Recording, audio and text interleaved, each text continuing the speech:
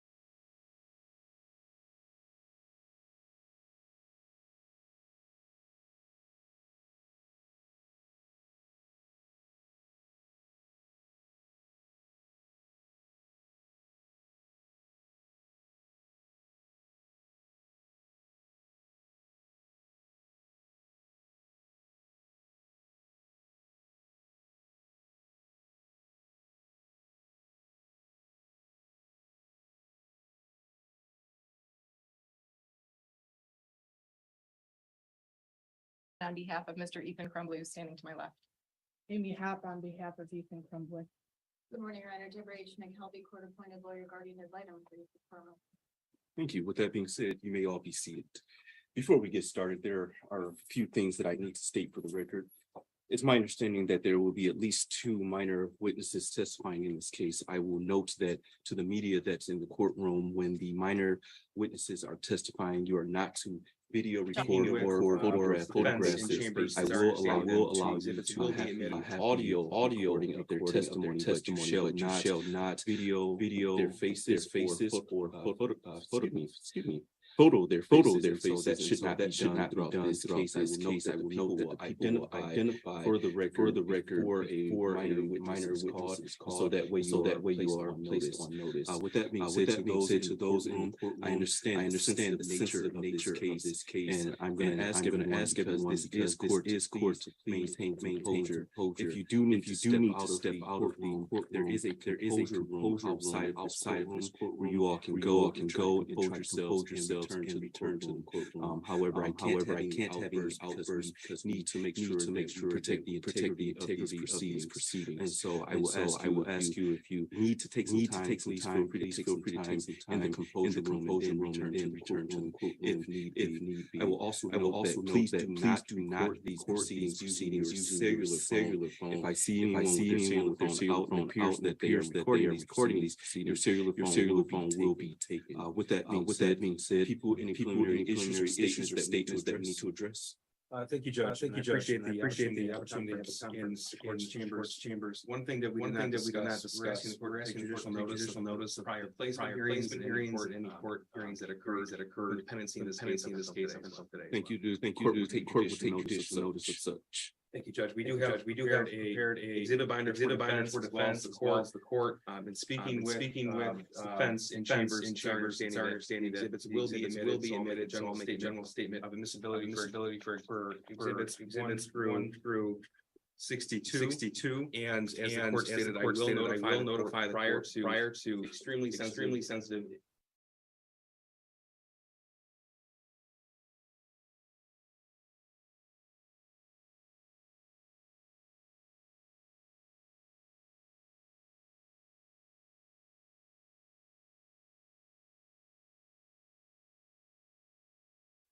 Information and photos and images being broadcast on the screen presentation of our case. That way we will ask the court to request the media not to film or broadcast those images. Thank you. With that being said, defense, any preliminary issues or statements? Yes, Your Honor, that is correct. We also have an exhibit binder for the court when the court is ready. We would be admitting defendants exhibits A through W. Thank you. Are those all stipulated? They are. Yes, Thank you. With that being said, people in you stipulate to people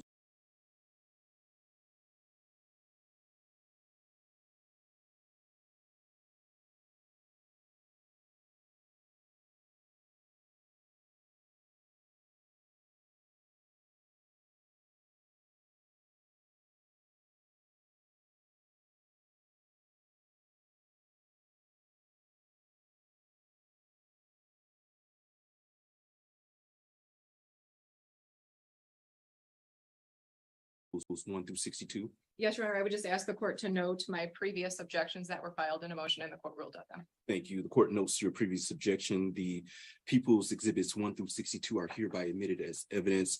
Defense exhibits A through W are hereby admitted as evidence.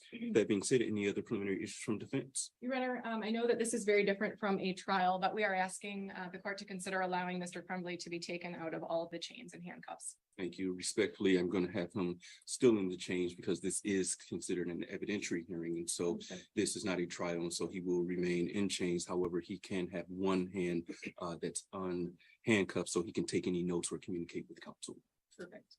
Would the court like me to approach with the exhibit binder? I don't know if you already have the. I will take binders from both people as well as witnesses. Thank you, Judge. Thank you. That being said, any other preliminary issues from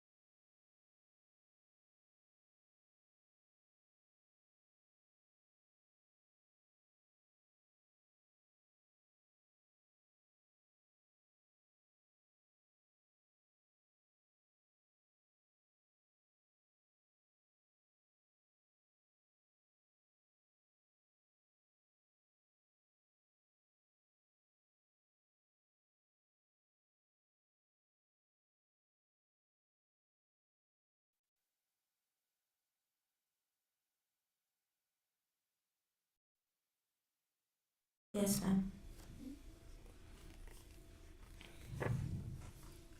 States Exhibit 104, without telling me what you see, just what was this picture captured on? Do you know? A ring camera. Okay. In this picture, can you tell where it's taken, what the location is? Yes, ma'am. No, she's just asking where it was taken. Correct. How can you tell where it was taken? I just recognize it. What causes you to recognize it? The floor. Okay. Where is the location it was taken? In the closet Of what location? of the apartment, Henry B. Apartments. Whose apartment was that? Jose's. 105, states 105, and, no, states 105. Is this a picture of some of the items that you would treat Mercedes with? Yes, ma'am. You see a hand in that photo. Whose hand is that? Jose's.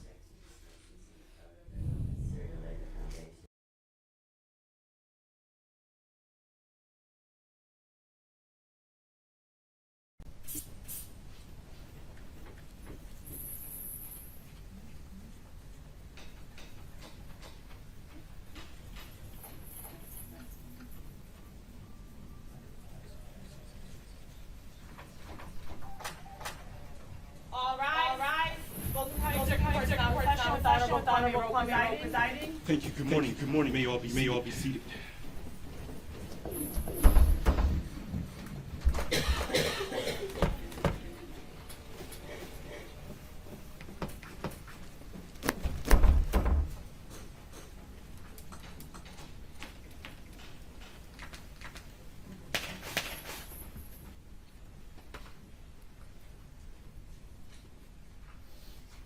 Your Honor, calling People versus Ethan Crumbley, case number 2022-279-506 FC. Thank you. Good morning, counsel. Appearances for the record.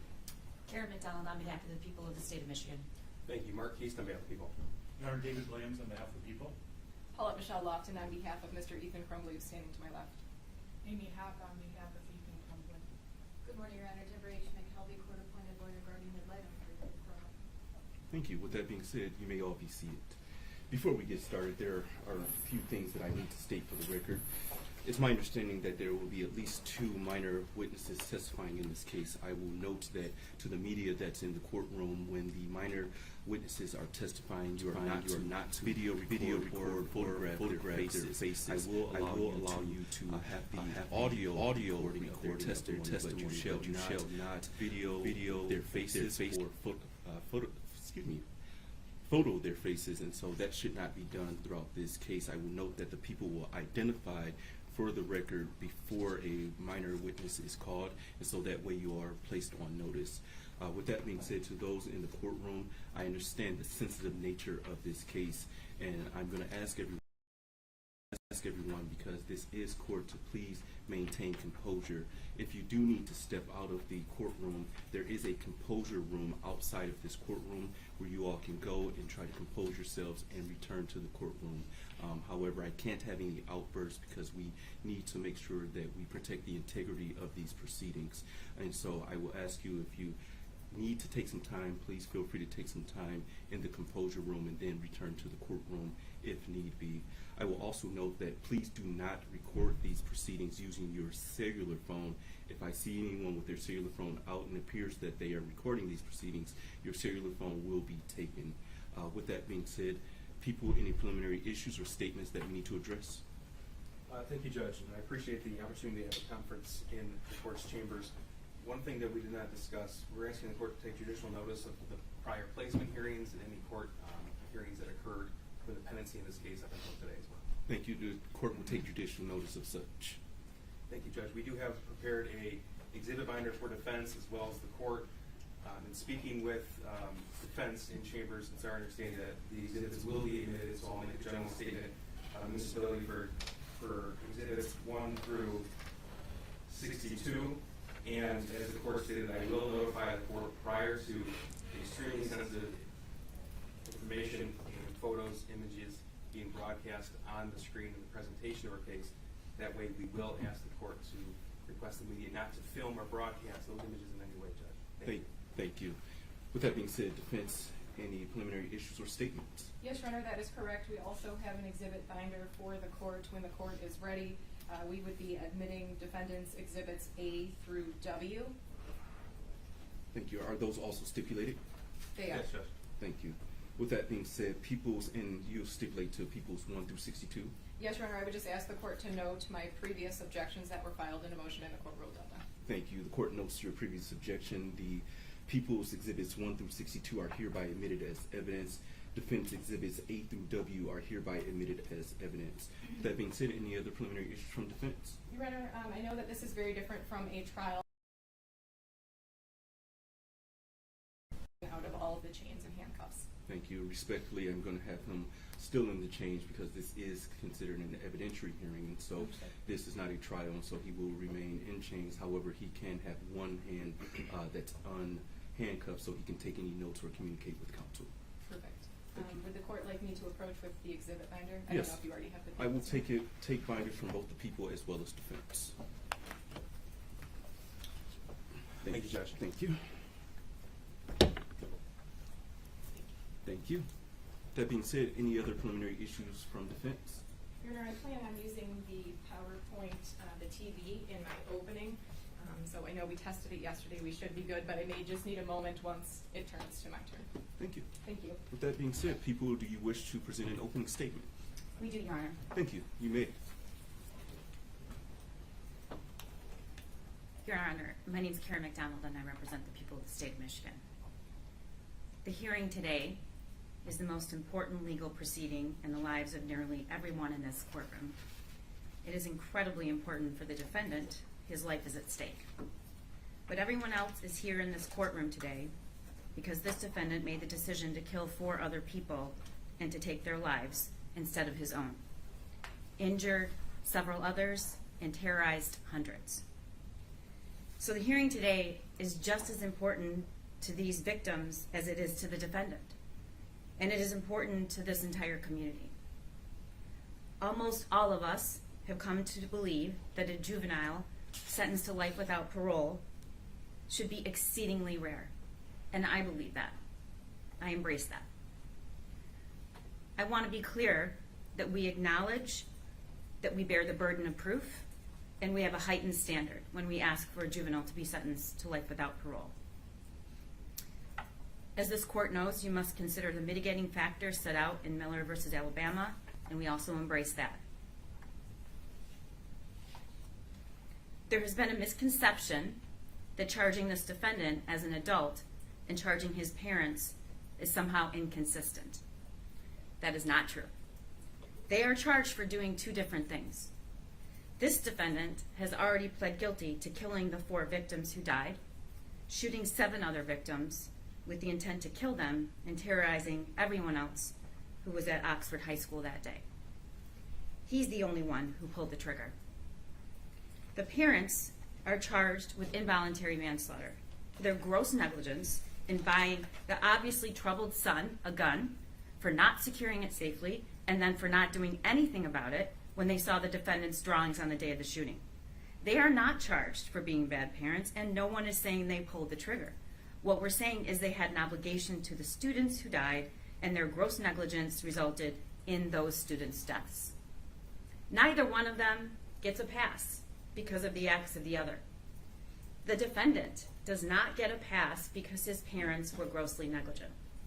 He is the one who researched and planned and carried out the shooting. And they don't get a pass because they gave their son a gun that he used, knowing he was a danger to use it.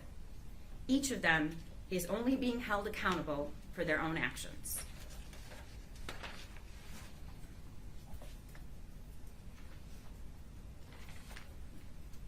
It's important to be candid about what we do and do not know about this defendant. No one can tell us what he will be like in 40 years.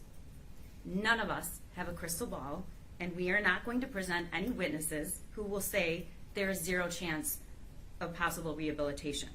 No one can say that for sure.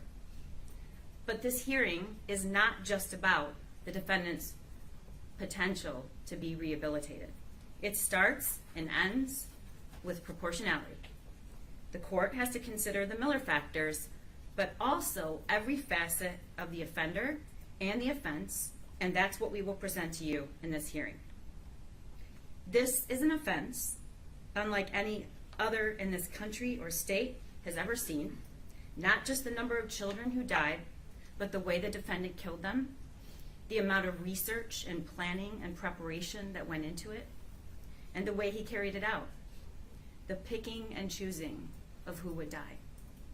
The video of the shooting doesn't have audio, but you will have no trouble interpreting the defendant's demeanor as he kills people and kids in that school. The way he walks up to them and fires at point-blank range, the way he takes a shooter's stance in the middle of a hallway to kill Tate Meir.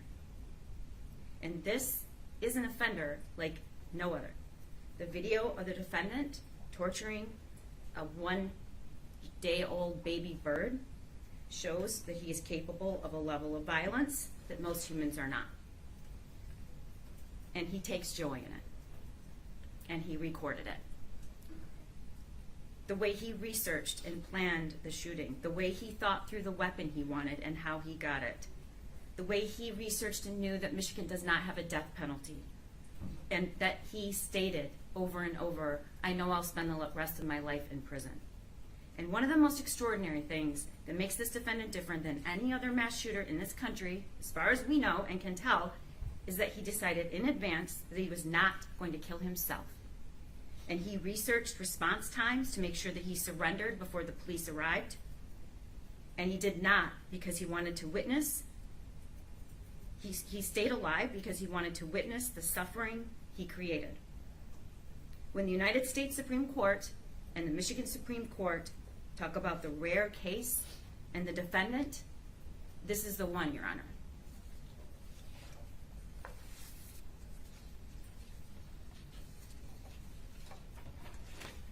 Finally, we seek to present this evidence to the court in the most respectful way we can to the hundreds of victims in this case, the parents who lost their children that day, and those that are here with scars and bullet holes in their bodies. Your Honor, there is only one way to do that. It is painful and gut-wrenching, but the way to honor victims is the very same thing, Your Honor, that is essential to this court making its decision on whether or not this sentence of life without parole is proportional. Your Honor, this is it. We must tell the truth. Our witnesses must tell the truth, and they must tell all of it. We must have the courage and strength to listen and view the facts despite how horrifying it may seem. That is what we are called upon to do, and it is the only way to do so with the utmost respect that these victims deserve. Thank you. Thank you. Defense? Your Honor, if I just have one moment to Yes. ensure that my Absolutely.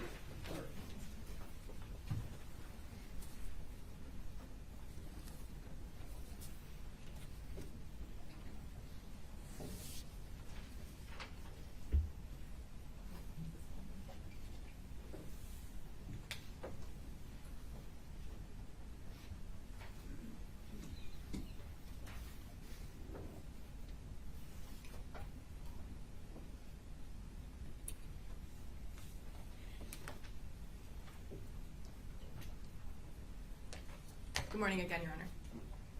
I want to first go over the law that we must use during this hearing. We're here today because of the case of Miller versus Alabama. That's a U.S. Supreme Court case from 2012. They held that juveniles facing the most serious penalties must be individually sentenced, and courts must have the opportunity to consider mitigating circumstances. Those are chronological age, family and home environment, circumstances of the crimes, not the facts, but the circumstances, incompetencies associated with youth, and the possibility of rehabilitation. We also look to Montgomery versus Louisiana, a U.S. Supreme Court case of 2016. A lifetime in prison is a disproportionate sentence for all but the rarest of children, reserved for those whose crimes reflect irreparable corruption. 2021, People versus Bennett. They state that nearly every situation a sentencing court is asked to weigh in on the appropriateness of a life without parole sentence will involve heinous and oftentimes abhorrent details. The fact that a vile offense occurred is not by itself enough to warrant the imposition of life without parole. A court must undertake a searching inquiry into the particular juvenile, as well as the particular offense, and determine whether this is the truly rare juvenile for whom life without parole is constitutionally proportionate. And most recently, in People versus Taylor, the Michigan Supreme Court held in 2022 that when a prosecutor seeks to impose life without parole for a crime committed by a juvenile, the prosecutor bears the burden to rebut a presumption that life without parole is a disproportionate sentence. The standard for rebuttal is clear and convincing evidence. Clear and convincing means that the evidence is highly and substantially more likely to be true than untrue. Your Honor, this hearing is not like something that we are used to. Usually when the prosecutor and defense stand before the court, we're here for a trial. And in that scenario, the prosecutor has to prove each and every element beyond a reasonable doubt. This hearing is distinctly different. Mr. Crumbley has already pled. He raised his right hand. He told this court that he was guilty of committing all 24 counts against him. We are here today because the people filed a motion for life without parole following that plea. We must move away from the trial mentality and into a sentencing phase. The facts of this case are difficult, they're unpleasant, unnecessary. The images that you will be shown are not something you are ever likely to forget. But through the evidence, through the witnesses and our experts, we believe that the court will agree that the people are not able to meet their burden in rebutting the presumption against a life without parole sentence. The experts and witnesses that will come before you will not give you an excuse for Ethan's actions. They will give you an explanation as to how Ethan ended up with a weapon in his hand on November 30th of 2021. As Jillian Peterson, a nationally recognized expert on the psychology of school shooters, concluded when called by the people at a Daubert hearing in the case of Jennifer and James Crumbley, there is a common misconception by the public that mass shooters are evil monsters who simply snap and commit a shooting one day. At the end of this hearing, we will be asking for the imposition of a term of years, because it will be clear to you that 15-year-old Ethan Crumbley is not one of those rare juveniles that is irreparably corrupt and without the ability to be rehabilitated. Thank you very much. Thank you. People, you may call your first witness. Thank you, Judge. People call Lieutenant Tim Willis. We have a PowerPoint presentation, if I may. Absolutely. Absolutely. Detective, if you could, please approach the witness stand. You're then going to stand in the witness box, face my clerk to be sworn, sir.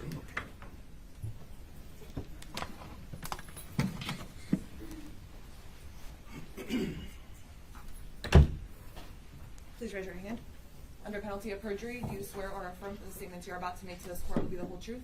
Yes. Thank you, Ms. Epstein. Sir, if you could, please state your full name for the record and spell your last name. Timothy Willis, W-I-L-L-I-S. Thank you. People, your witness.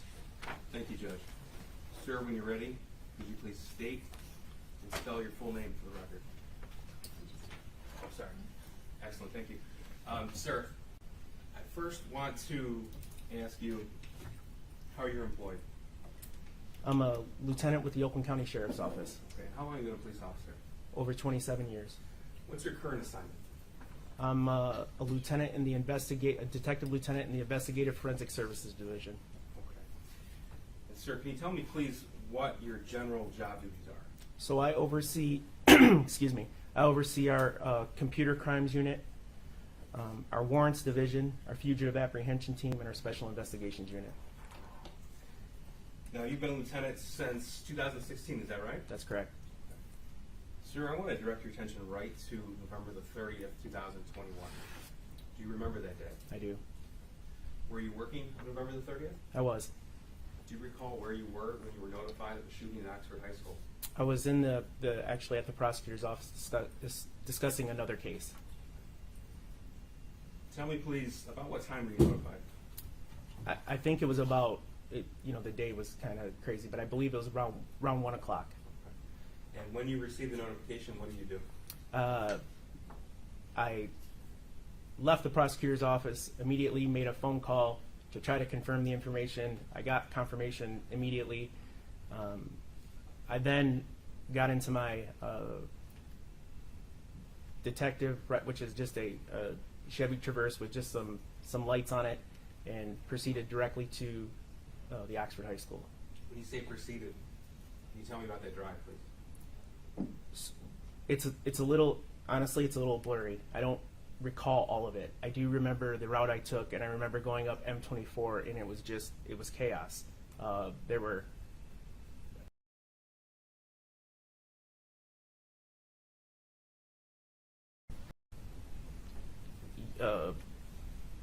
personal vehicles.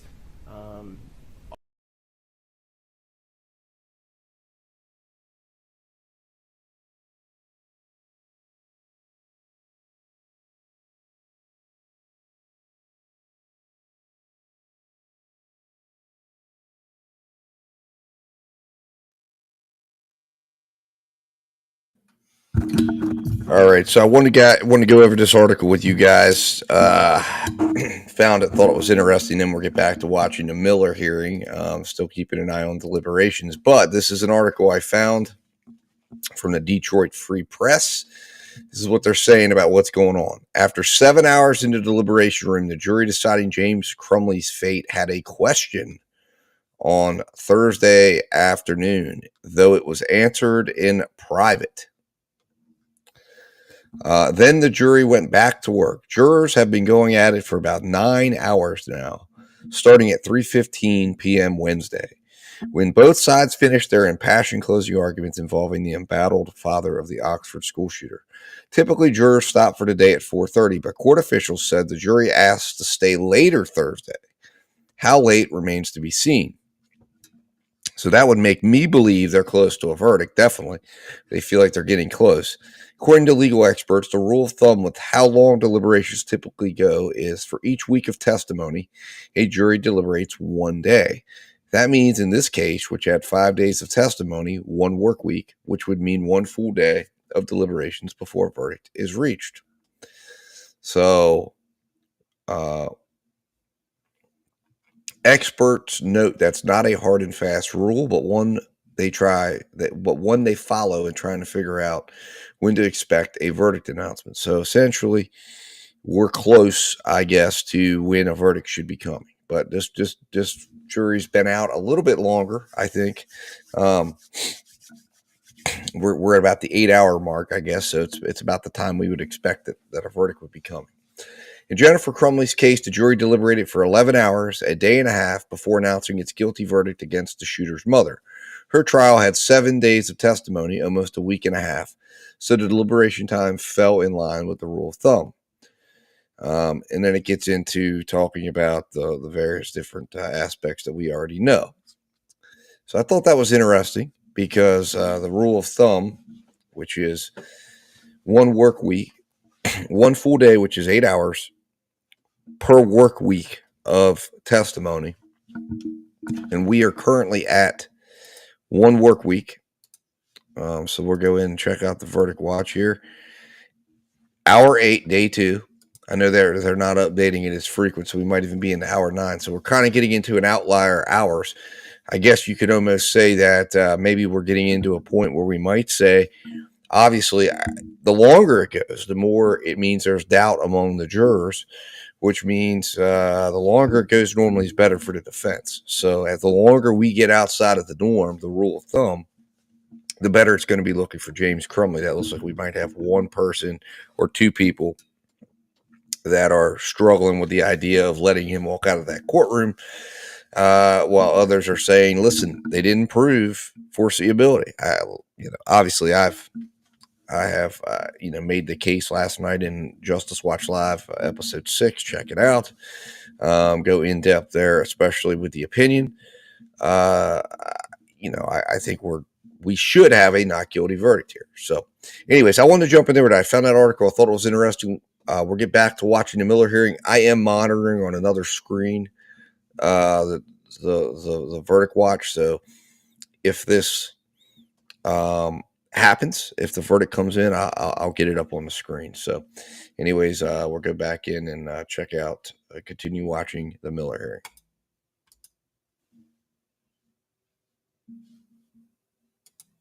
Honestly, it's a little blurry. I don't recall all of it. I do remember the route I took, and I remember going up M24, and it was chaos. There were cars, police cars, emergency vehicles, and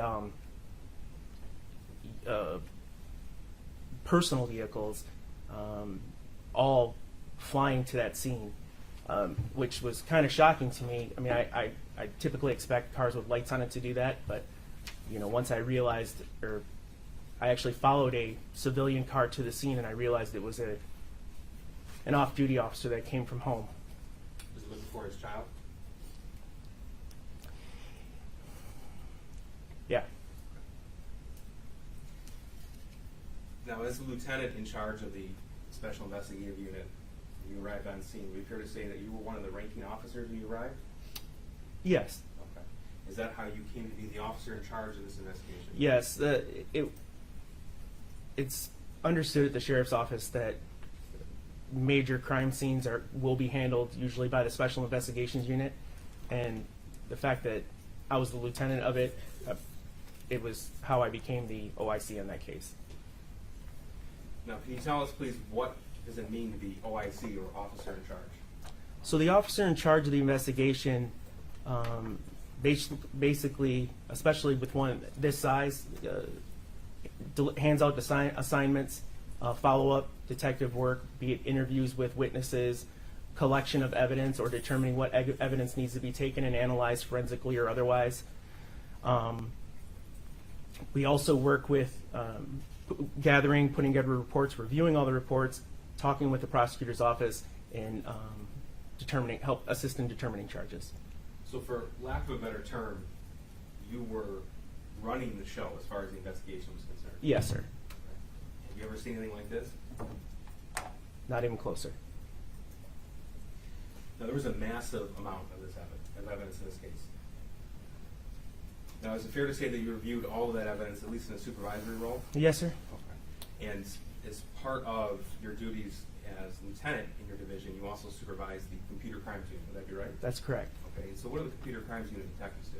So they handle any electronic evidence that we may take as a course of an investigation, and then they forensically analyze it, meaning to hook it up to their systems, to obtain images, pictures, videos, recordings, text, a lot of different ways to get into either computers, phones, or tablets. Okay.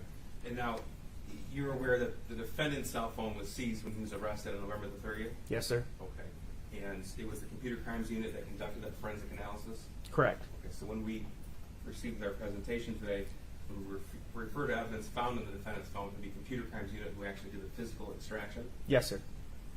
And sir, I want to take you right to the scene, November the 30th. If you could please tell us the names of those who were killed.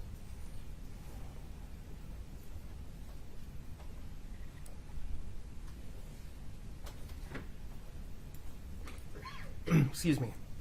Tate Muir, Hannah St. Juliana, Justin Schilling,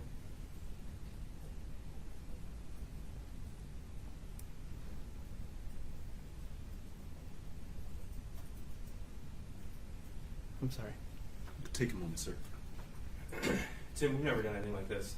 It's okay.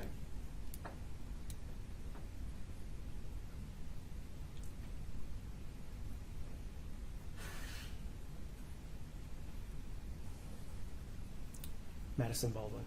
I'm so sorry. Who was wounded? Phoebe Arthur, Elijah Mueller, Riley Franz, Kylie Osage, John Asciuto, Molly Darnell, Aiden Watson. The person who committed these murders and attempted murders in court today? Yes. Please tell the court what he's wearing today. He's sitting next to counsel. He's wearing an orange jail uniform. Or will the record reflect the identification of defendant for this hearing? So reflected. Detective, the Oxford High School is equipped with surveillance cameras, is that correct? Yes, sir. And that covers both interior as well as exterior footage? Yes, sir. And in fact, there's over 90 cameras in that school. Yes, sir. And they were operational on November the 30th? Yes, sir. Now, as part of your investigation, your duties as the officer in charge, did you review the surveillance footage of the interior of the school on November the 30th, 21? I did, yeah. Okay. Now, you also reviewed eyewitness statements and things of the like? Yes, sir. Based upon that investigation, are you able to tell us where the shooting started in Oxford High School? Yes, sir. May I approach the witness, Judge? Yes. Lieutenant, all of these exhibits have been admitted. I'm going to give you a binder for you to refer to. Okay. First, I'll direct you to the screen here. This is People's Exhibit 1. Can you see that, sir? Yes, sir. Okay. And this is a map of the layout of the Oxford High School. Would that be right? That's correct. And the highlighted portions, what significance is that? So the highlighted portion is what's referred to as the 200 hallway, and that's where the entire shooting occurred within that highlighted area. Now, this is a zoomed portion of that, and we have exit doors identified. Is that right? That's correct, sir. Okay. So door 7 is on the left next to room 256, 249, then it moves on to door 6, door 5, and door 4. Correct. Okay. So where did the shooting first start? The shooting began, the defendant exited the bathroom just above room 258 there on your left. He made a left-hand turn out of that bathroom and began shooting. So the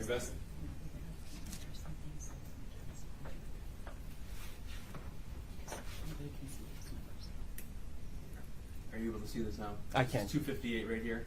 That's correct. Okay, and the bathroom is signified here with the laser pointer. That's correct. He exited that bathroom, turned left, and began shooting. Now, sir, he was in the handicap stall before he exited the bathroom. Is that right? Yes, sir. Okay.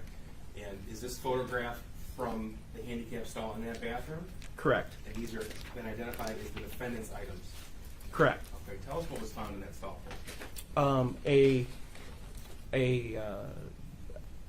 Miscellaneous homework papers or work papers from school, a hardbound journal, leather journal, some wires from, power cords from computers and things of that nature. Did you examine those papers found in the backpack? Yeah, the assignments, yes. Okay, tell us what of note, if anything, was discovered on those pieces of paper. I believe there was 93 pieces of paper somewhere in that area, over 90, and on those over 90 pages, there was over 50 images of guns drawn. Now, there's no evidence that any teacher or administrator saw those particular pieces of paper, is that right? No evidence, no. Okay. And you said there was a handwritten journal? Yes, sir. Okay, that's People's Exhibit 3, that's been admitted. Have you read that entire journal? I have. Now, if the journal were to be photocopied, how many pages would it be as far as the actual written portions? 22. Okay. And out of those 22, the first written page has a drawing of a rocket, am I right? And a quote from a book? Yes, sir. Okay. Now, the remaining 21 pages with actual content, can you tell me how many of those 21 pages refer to the school shooting? Every single one of them. Were you able to identify that journal as being written by the defendant? Yes, sir. How's that? Several reasons. It was found amongst his items there. His name was written throughout it. Later we'll see another assignment where we've seen his handwriting on, and that matched the handwriting in the journal. It also references events that occurred at the school with the deer head weeks prior, the bird head prior, the fact that his father purchased a Caltech. So you're able to tell from the overall context of the passages that it was in fact the defendant's and he did in fact write it. yes. I'm going to refer to portions of his journal, and feel free if you have written notes in front of you to refer to it. Okay. Helps. Yes, sir. We're going to start with page 22 of Exhibit 3. Looking at the screen, sir, can you tell us please what the defendant wrote? Yes, he wrote, excuse me, I want to shoot up the fucking school so badly.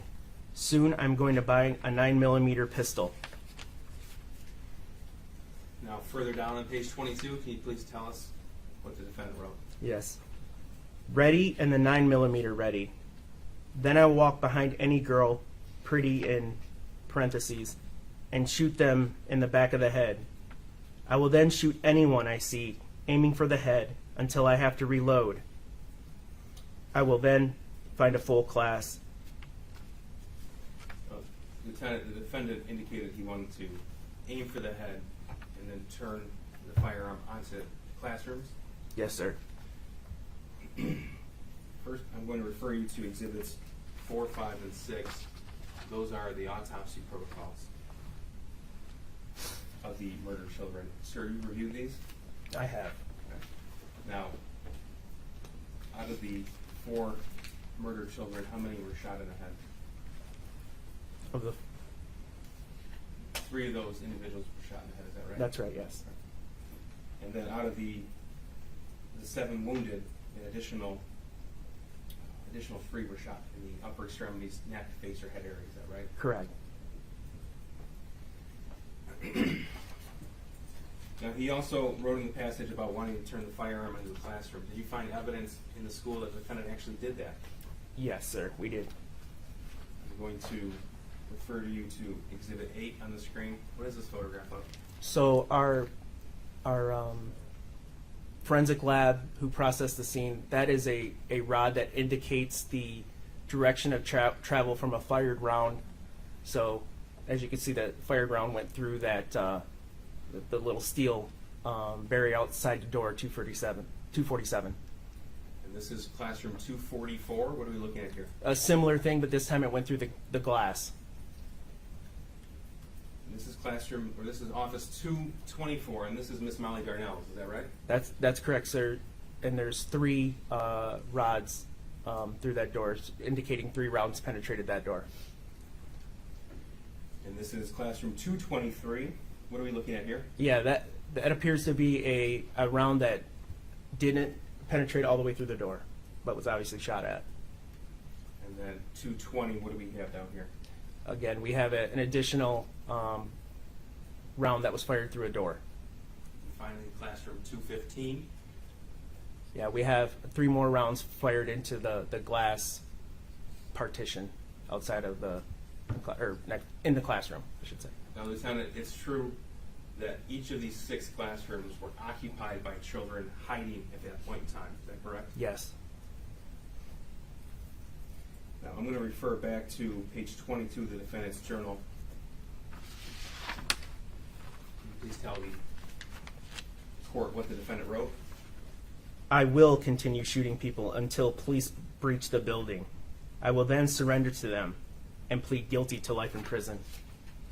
In fact, sir, how was the defendant apprehended? He, deputy's arrival, he placed the gun on a garbage can behind him, got on his knees and put his hands straight up in the air. So that was directly after he executed Justin Schilling and Keegan Gregory ran for his life. Is that right? That is correct. Is there any evidence that the defendant tried to run? Not at all. Did he try to fight? None. So, in fact, he did a complete surrender, like you wrote. Absolutely. Now, at that point, the point he surrendered, was there anybody else left to shoot? No, I mean, at that point he had, after Keegan Gregory ran out of the bathroom, there was no one left in the bathroom. He came out. The hallways were obviously clear except for law enforcement coming down the hallway, and so there's no more victims for him to. So at the time the defendant opened the bathroom door and placed his gun on on top of the trash can. The police were not next to him. In fact, you couldn't see them at that point. That's correct.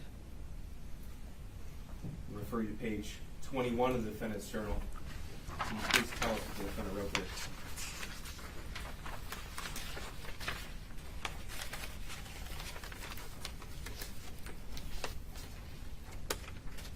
So in the margin there, it says, I wonder what life in prison will be like. Okay. And then throughout this page, does the defendant write a list of items it appears that he plans to take on November the 30th? Yes. Tell us about that, please. It says 1 9mm pistol, extra mags. And then to the right it says half blood, and the word underneath that it says fuck. And then 2 to 5 Molotov cocktails, 1 to 3 powdered, I believe it's NOS flares, pair of gloves, a hat, jacket, mask, knife. Now, Lieutenant, I want to take you back to the photograph of the defendant's backpack in the bathroom. Yes, sir. You mentioned these cords, these wires. Did that cause the investigators concern when they initially appeared on it? Yes. So, to explain, our first step is to identify, locate the shooter. That was done.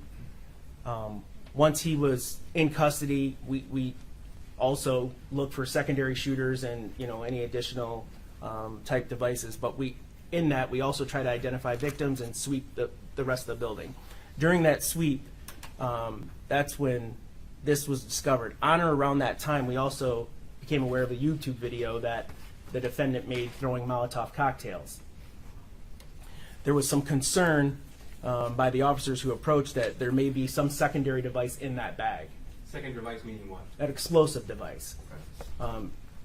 So we notified the Michigan State Police Bomb Squad. They came in to x-ray it.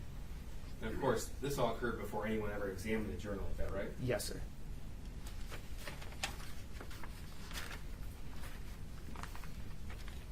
Now, he also wrote about a hat, a jacket, is that right? Yes, sir. In reviewing the video, did you discover that the defendant changed his appearance before the shooting? Yes, prior to going in, he has a gray hoodie on, his backpack, no hat. He comes out. It appears that hoodie was just flipped inside out. He dropped his backpack, and he's wearing a black knit cap. Now, page 21, the defendant indicated a date and a time, and then read the passage right underneath that. The date is 11/9/2021 as of 2:13 p.m. I want the world to remember me.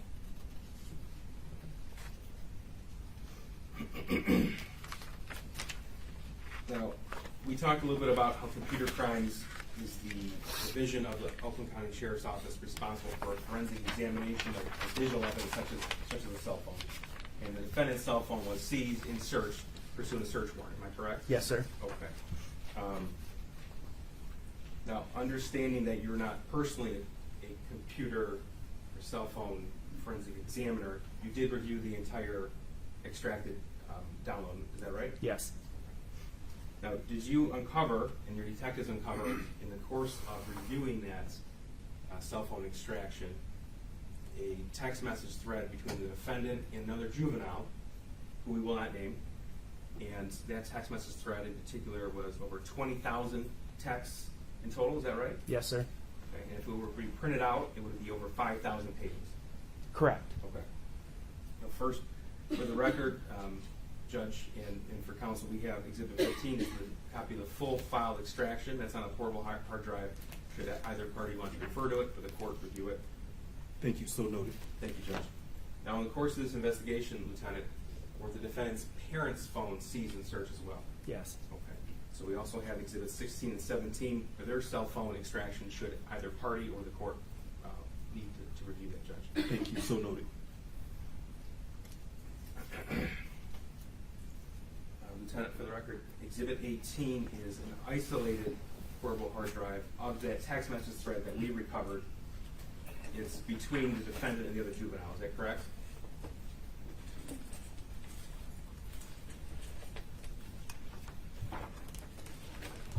Yes. Okay. And again, you've had the opportunity to review those text messages? Yes.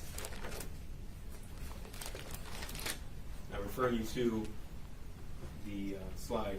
This is a text message from March 17th, 2021, sent at 12:41 a.m. to 12:46 a.m., UTC -4. And for the record, every text message has a date and a corresponding page number to Exhibit 18. And this time has been converted from UTC to Eastern Standard Time. Is that right, Lieutenant? Yes, sir. Okay. Please tell us what the defendant wrote here. This is why when you die, you need to be remembered for a long time. Doing something that will make people think about you until time ends. Unless you do something that will make people remember you, like people remember King Henry, or Cleopatra, or even Hitler. If you want to be remembered forever, how would you want to be remembered? As a smart and heroic person, or someone who massacred people and scars other people's brain of your life? At that point, the other juvenile replied, smart and heroic, probably. And then, how about you? Then the defendant replied back, not for me to say. Okay, so this was in March 17, 2021. And this theme of wanting to be remembered, is that repeated throughout the defendant's journal? Yes, sir. Moving on to page 19, can you please tell us what the defendant wrote?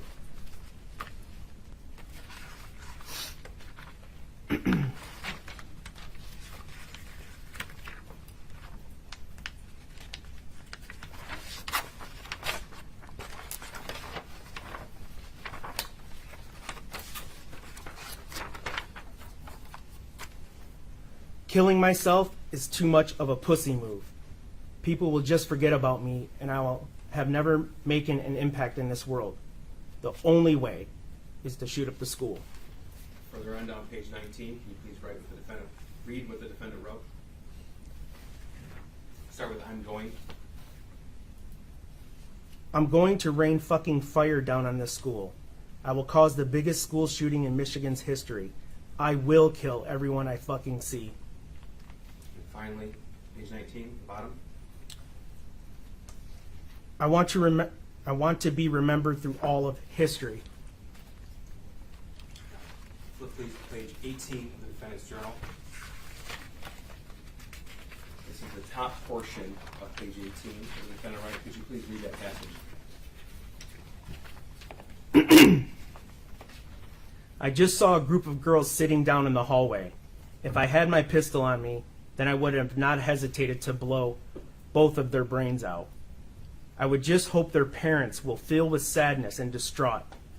When I shoot up the school, I hope that every parent of kids I gratefully murder will be so sad that they kill themselves. I want all of America to see the darkness in me. I want to impact the world with this.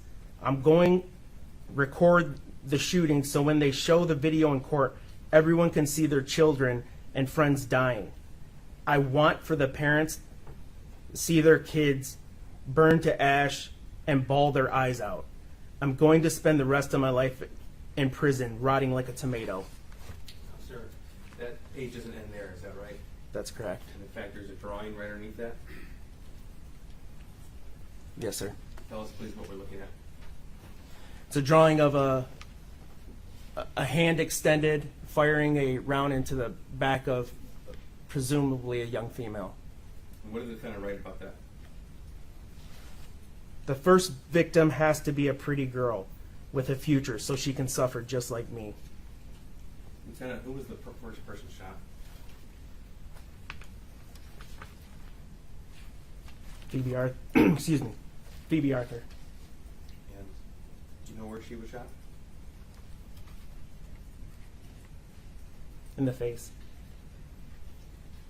I want to move now to page 17. There's a part here that's redacted, and redacted the name of a different school shooter. Is that correct? Yes, sir. Okay. Can you please read the remainder of that passage?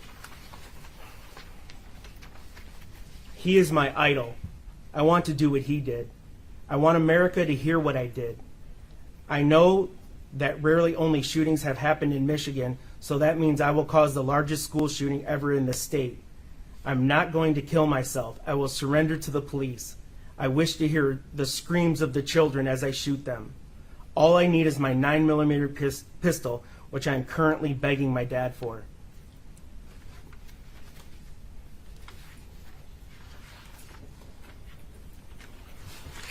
Lieutenant, the defendant actually eventually obtained a 9mm pistol. Yes, sir.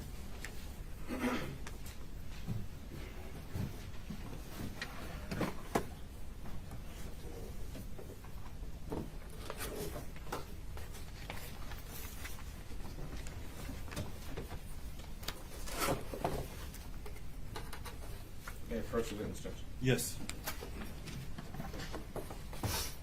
I'm going to hand you what's already been admitted, as well as evidence left.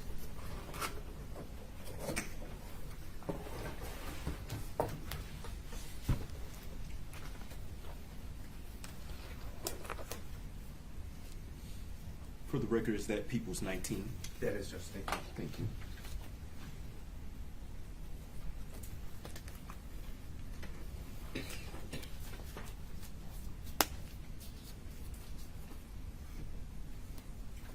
Sir, what is Exhibit 19? It's a 9mm semi-automatic pistol.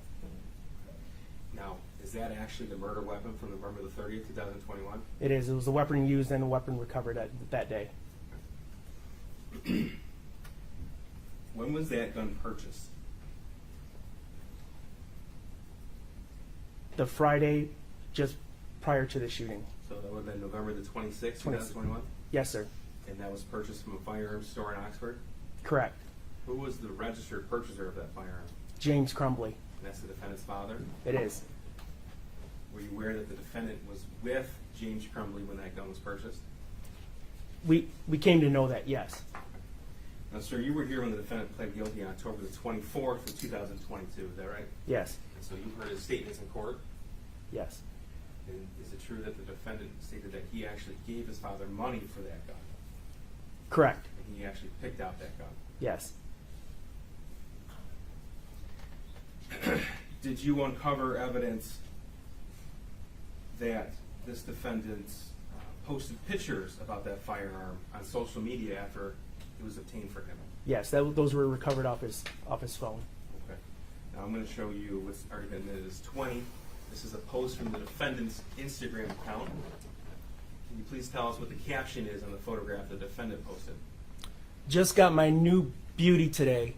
Heart eye emoji. Sig Sauer 9mm. Ask any questions, I will answer. And that was taken November the 26th, 2021. Is that correct? Yes. And this is another post that the defendant posted to his Instagram account on November the 26th, 2021. Is it the same caption?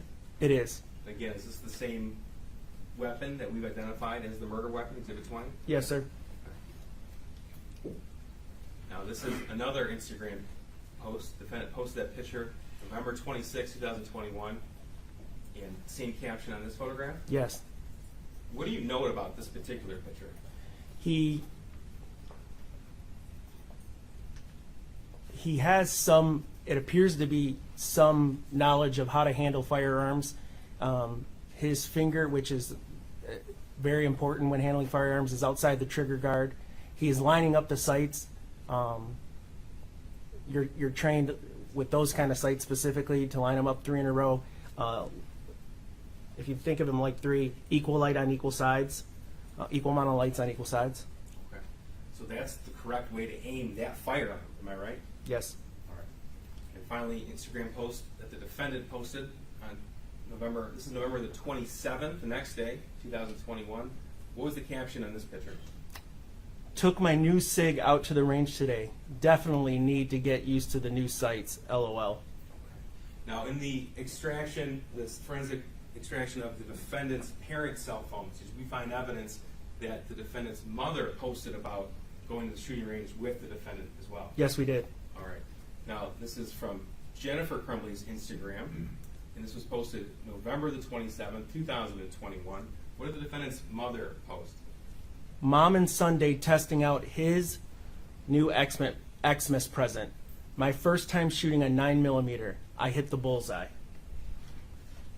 And this is another picture of a target Yes, sir. Same caption referencing his new Xmas present. Correct. Again, November 27, 2021. Yes, sir. Finally, on her Instagram, what is this? That is the this pistol along with those magazines. A picture of him. And what's the caption here? Mom and Sunday testing out his new Xmas present. My first time shooting a 9mm. I hit the bullseye.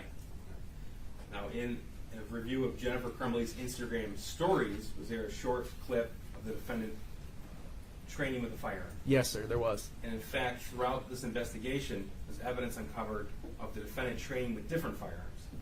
Yes, there was. Okay.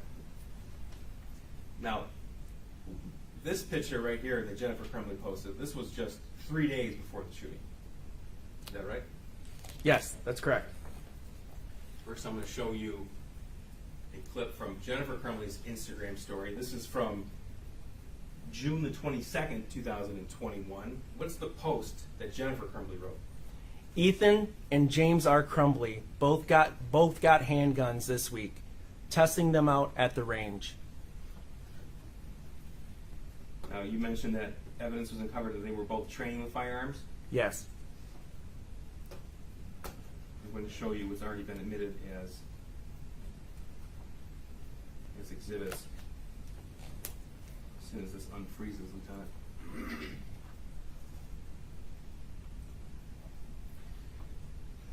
I'm going to show you a video from November the 26th, 2021. This is what the defendant posted. Is this correct? Yes. Okay. Go on.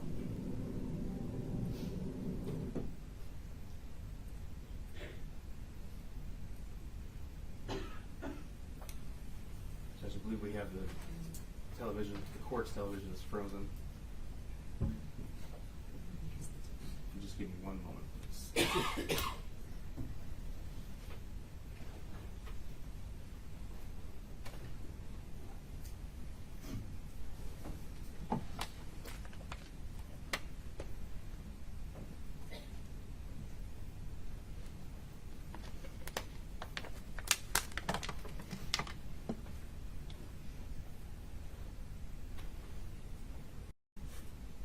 Yep.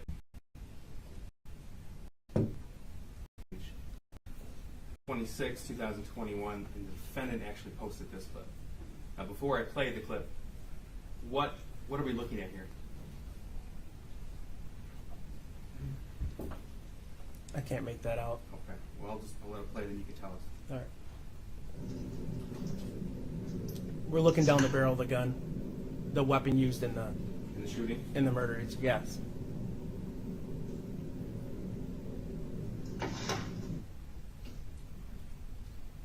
Now, I'm going to show you a video from November 27, 2021 of the defendant and his mother, Jennifer Crumbley, at a shooting range. And for the record, which exhibit number is this? That is Exhibit 24. What we just saw was Exhibit 23. Thank you.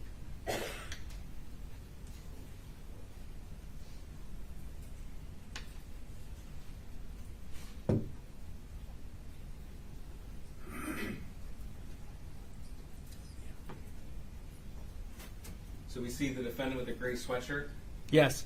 and that's his mother walking next to him. Yes, sir. And the defendant has a target, paper target in his hand. Is that right? Yes, sir. He does. Okay. And next to him, has that been identified as the murder weapon that was bought the day prior? Yes, correct.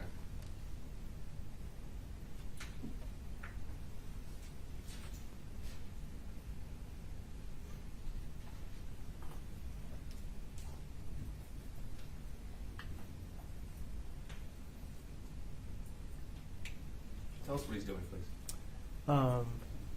He's inserting the magazine into the, which is also known as the clip, into the pistol and chambering around, basically loading the gun.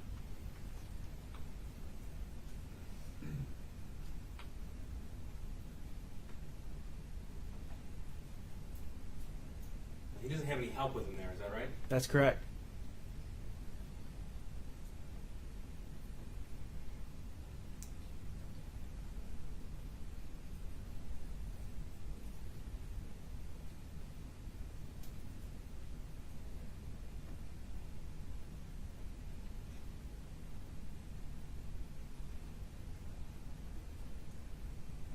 watch the defendant shoot this firearm on November the 27th, 2021. Tell me what comes to mind. The most interesting thing to me is that obviously this is the first time he just bought this gun, so presumably this is either one of the first times, if not the first time, that he shoots this gun. He understands the basic concepts of shooting. Two-hand grip, arms extended, bringing the sights up to your line of sight. And you already mentioned the photograph of him lining up those 3 sights. Yes, sir.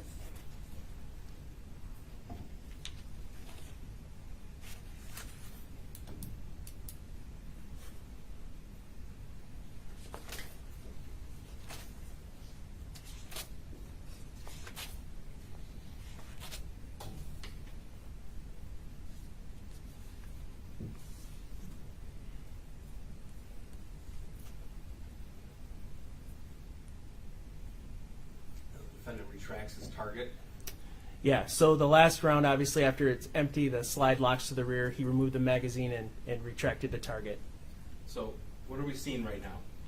Now he is assisting his mother with her turn at shooting the weapon.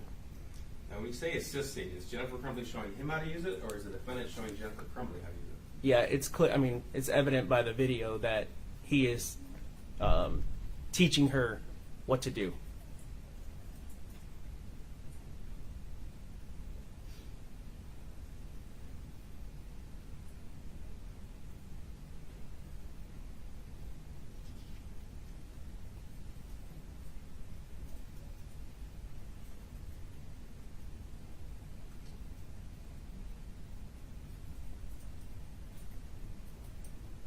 This video depicts the defendant actually pointing out different aspects of the gun. Where Yeah, to hold it. if you remember, he loaded the gun, racked the slide, did everything, and he's kind of walking her through the steps now. That's called a slide release, what she just hit that moves the gun forward. And now it appears she doesn't know how to properly grip the pistol. Now comparing shooting stances, who is the more experienced looking shooting stance? Yeah, experience and more confident looking shooting stance is Ethan, for sure. Pardon me, the defendant. At this point in the video, the defendant's mother actually calls the defendant over to retrieve the magazine. Yes.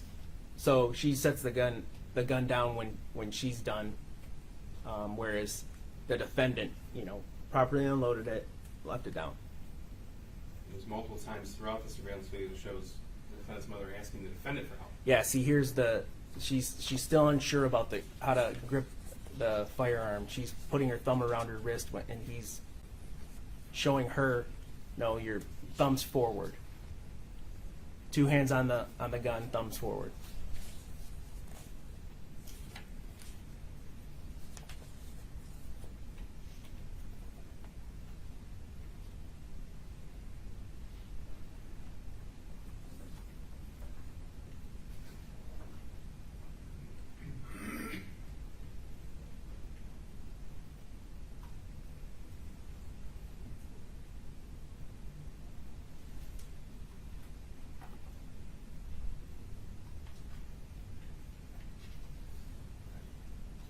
And I'm going to move on now to what's been admitted as Exhibit 25. Now, speaking of videos that depict the defendant training with firearms, in the investigation, the video was uncovered from a different shooting range in September of 2021 when he was at the range with his father. Is that correct? Yes. This is September the 25th, 2021? Yes.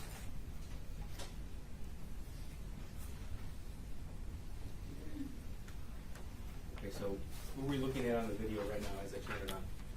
That is the defendant in the black hat, gray sweatshirt, and his father, James Crumbley, in the white sweatshirt. So it appears they're moving from different counters looking at the items? Yes. Now, shooting range, are you able to rent firearms to shoot as well as occasionally purchase firearms? Yes, you can. So at this point, they have a basket and they're moving into the range. Is that correct? Yes.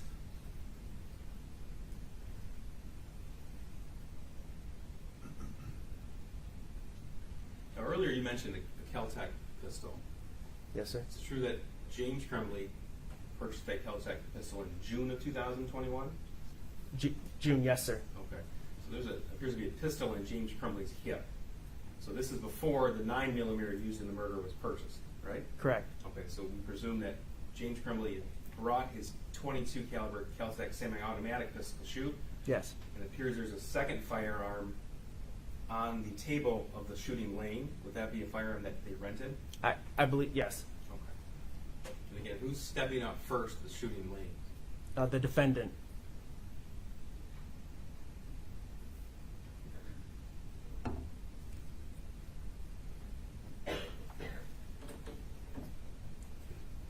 There's nobody showing him how to use that firearm, is that right? Correct.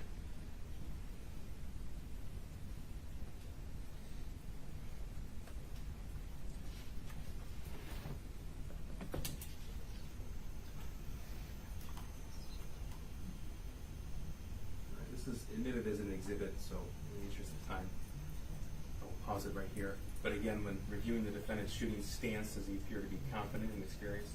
Yes, he does.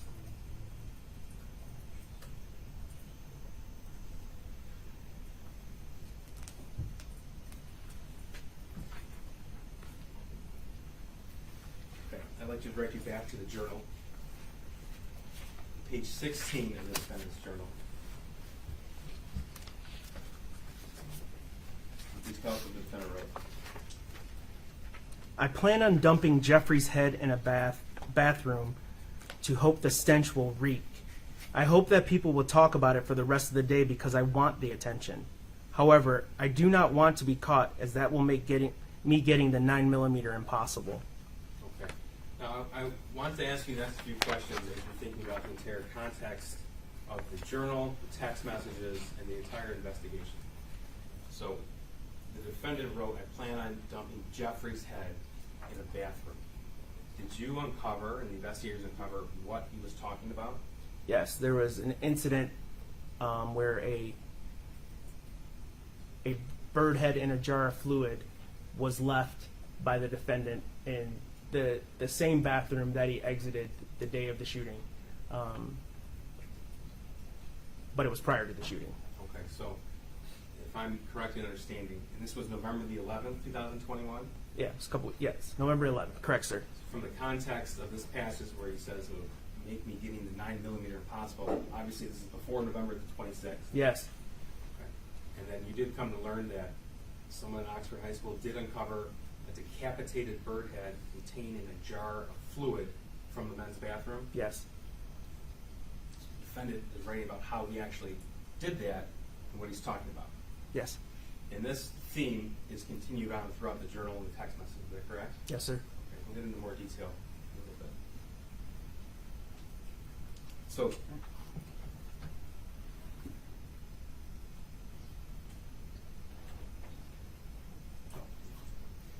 So later on, when we get into May of 2021, we'll be discussing the torture, mutilation, and killing of baby birds.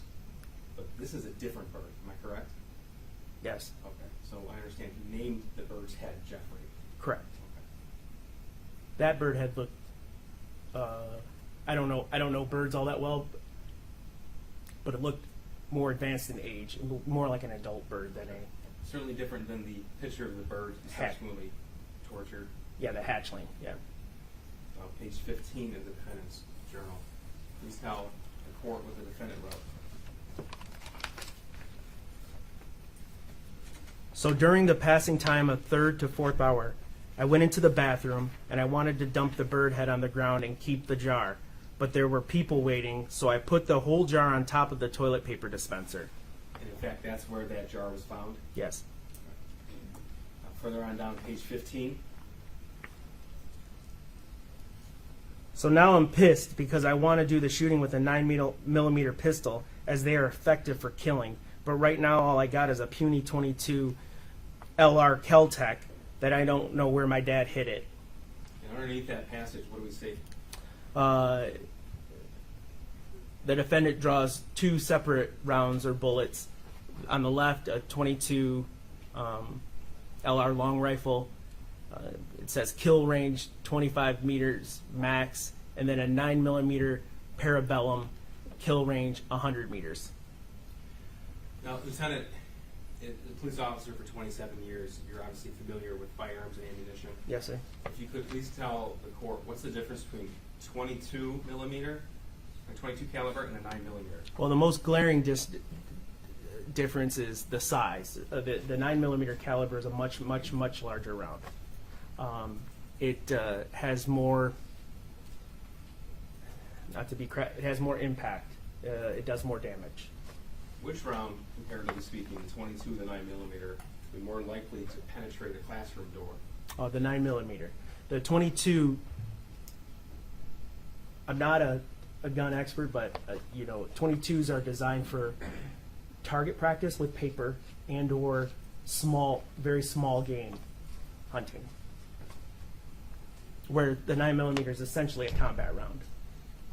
So, police officers, soldiers, if they're sidearmed, they commonly carry a 9mm handgun? Correct. Okay, they wouldn't carry a 22 into combat? Absolutely not. Now, in the course of this investigation, you and the detectives uncovered internet search history of the defendant on his phone. Is that right? Yes, sir. Okay. And did you find evidence of the defendant researching different weapons and ammunition on his phone? We did. We'll start with November the 29th, 2021, at 2:07 p.m. What was the defendant's Google search? His Google search was type of 22 bullets. And, Your Honor, for the record, when we have item 1, item 12, that signifies the search, particular search in the exhibit for the court. Thank you. So noted. Thank you. Now, item 12, on November the 26th, what did the defendant search? Sig Sauer P365. Okay, and that's 4 days before the shooting? Yep. Yes, sir. Okay. Now, item 23, on November the 24th, what did the defendant write? The 24th, he wrote 9mm types comparison. He searched that in Google. Now, everything that we have here in quotes, that's bolded on the side, those are the defendant's actual words that he typed into Google on his phone. Yes. Now, we have a few different items redacted for privacy purposes. Can you tell us what the defendant searched on November 23rd, 2021, which is 1 week before the shooting? Used firearms, redacted firearms and range. Now, what about the next search, item 34? He typed in used guns, redacted shooting goods. Now, November the 10th, 2021, 20 days before the shooting, what did the defendant search? What is a Molotov cocktail? Now, moving on to item 62, November the 9th, 2021, which is 21 days before the shooting, what did the defendant write? How deadly is a 9mm pistol? And October the 4th, 2021, item 99, what did the defendant write? How many yards away is a 22 effective? Okay.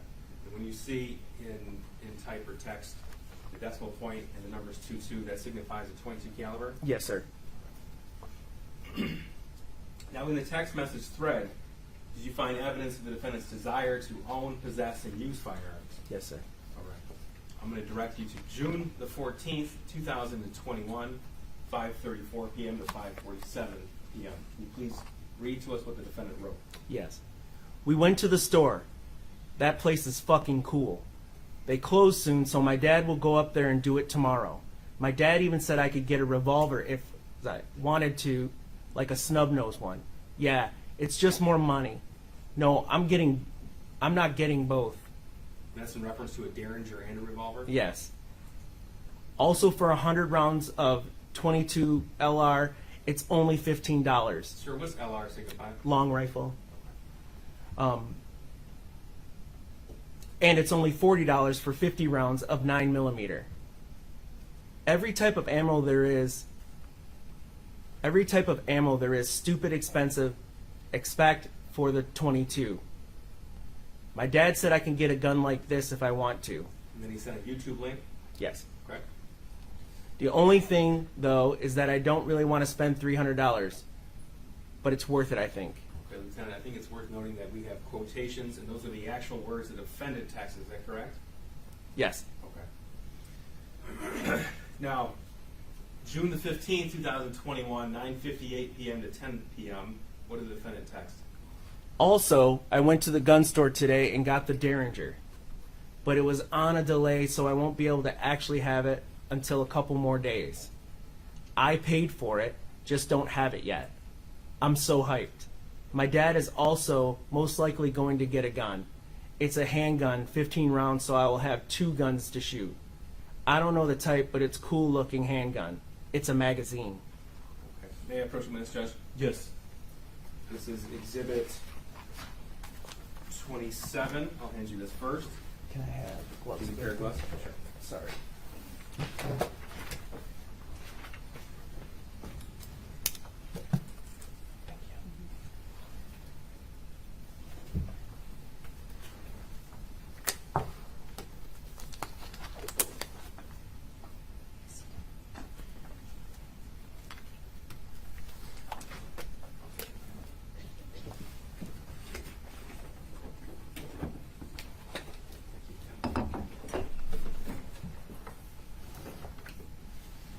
Now, Exhibit 27, right here. Can you please tell me what I've handed you?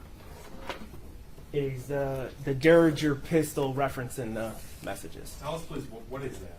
So a Derringer is a small firearm, a .22 caliber weapon. This actually has is 2 shots. So after 2 shots, you have to eject the cartridges and reload. Okay, so the capacity of that is only 2 rounds at a time, and then he would have to reload? Yes. And the bullet themselves would be very small? Correct. Okay.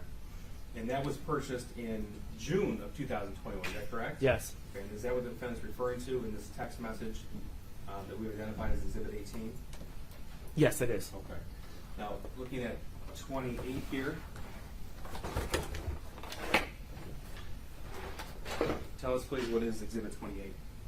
This is the Kel-Tec 22 automatic.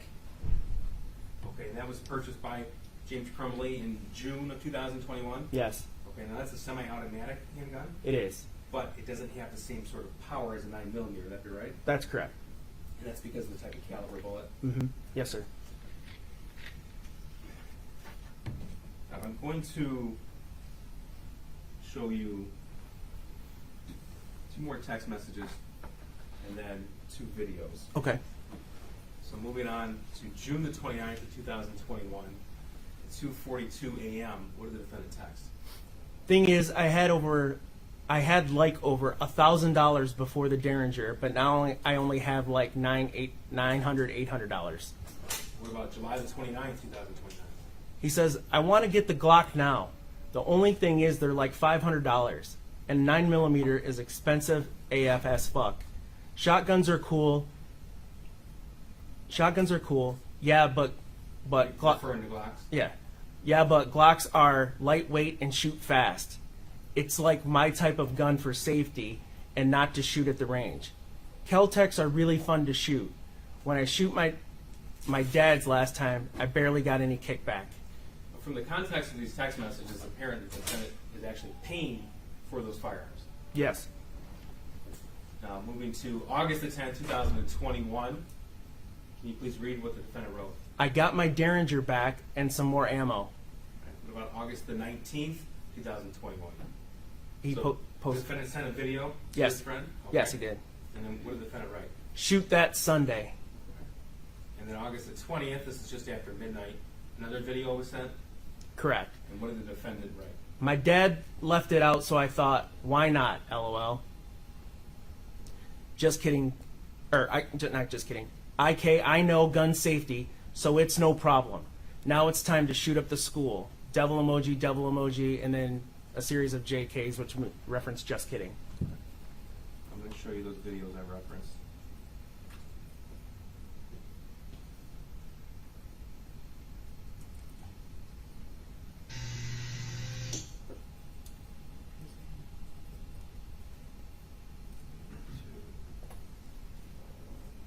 Judge, if you bear with me, I believe I'll unplug this and plug it back in again. Sure.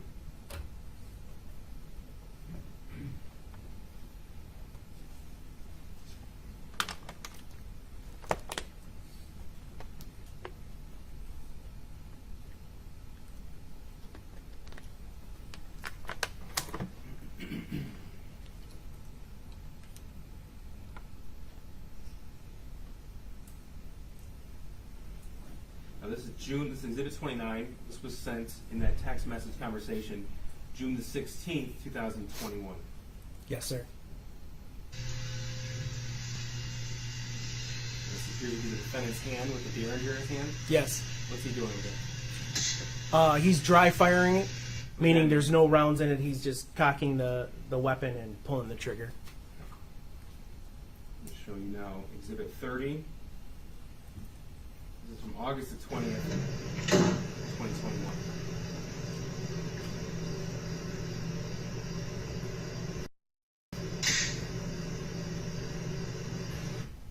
That was a video of the Kel-Tec. He slammed it down to insert the magazine, and then hit the slide release to move the round forward, or to move the slide forward. Okay. When we say the Kel-Tec, we're talking about what's been admitted here? Yes. Exhibit 28? Yes. Okay. Lieutenant, now I want to direct your attention to page 14 of the defendant's journal.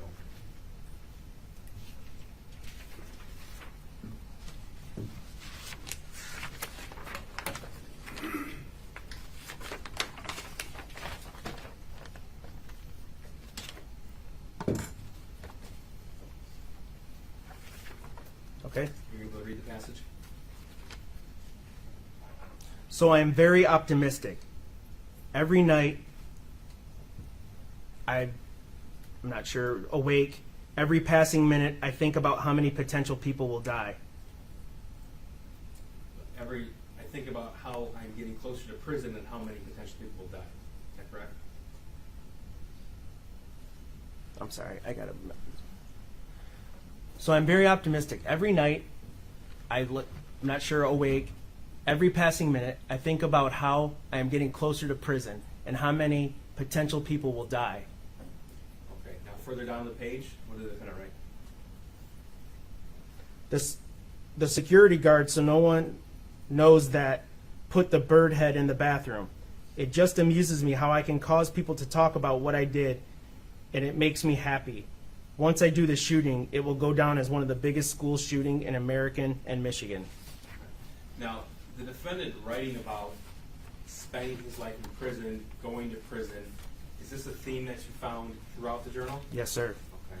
And did you also uncover, when reviewing the defendant's internet search history, was that theme prevalent there as well? Yes, it was, sir. I will direct you to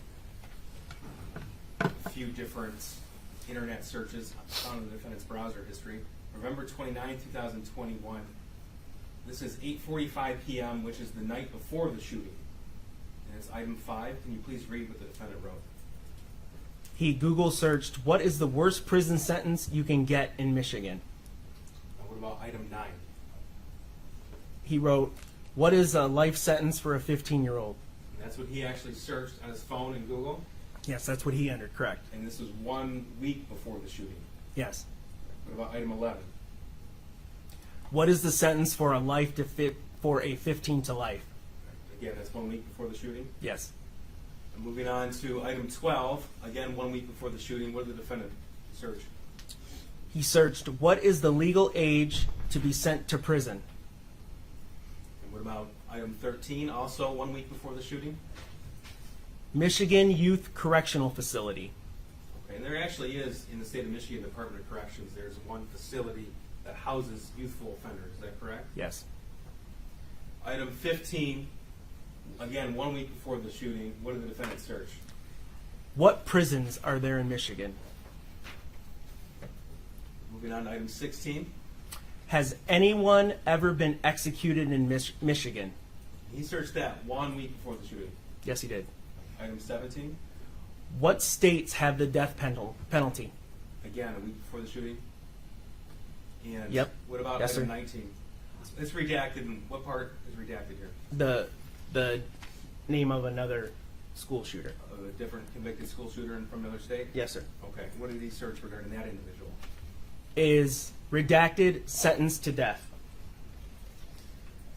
Now, what about item 22 that he searched 1 week before the shooting? He searched, what is the maximum death penalty? Okay. And November the 6th, 2021, this is 24 days before the shooting. What did the defendant search? Is Michigan a death penalty state? I'm going to refer you back to the journal on page 11. Tell me when you're ready to read that passage.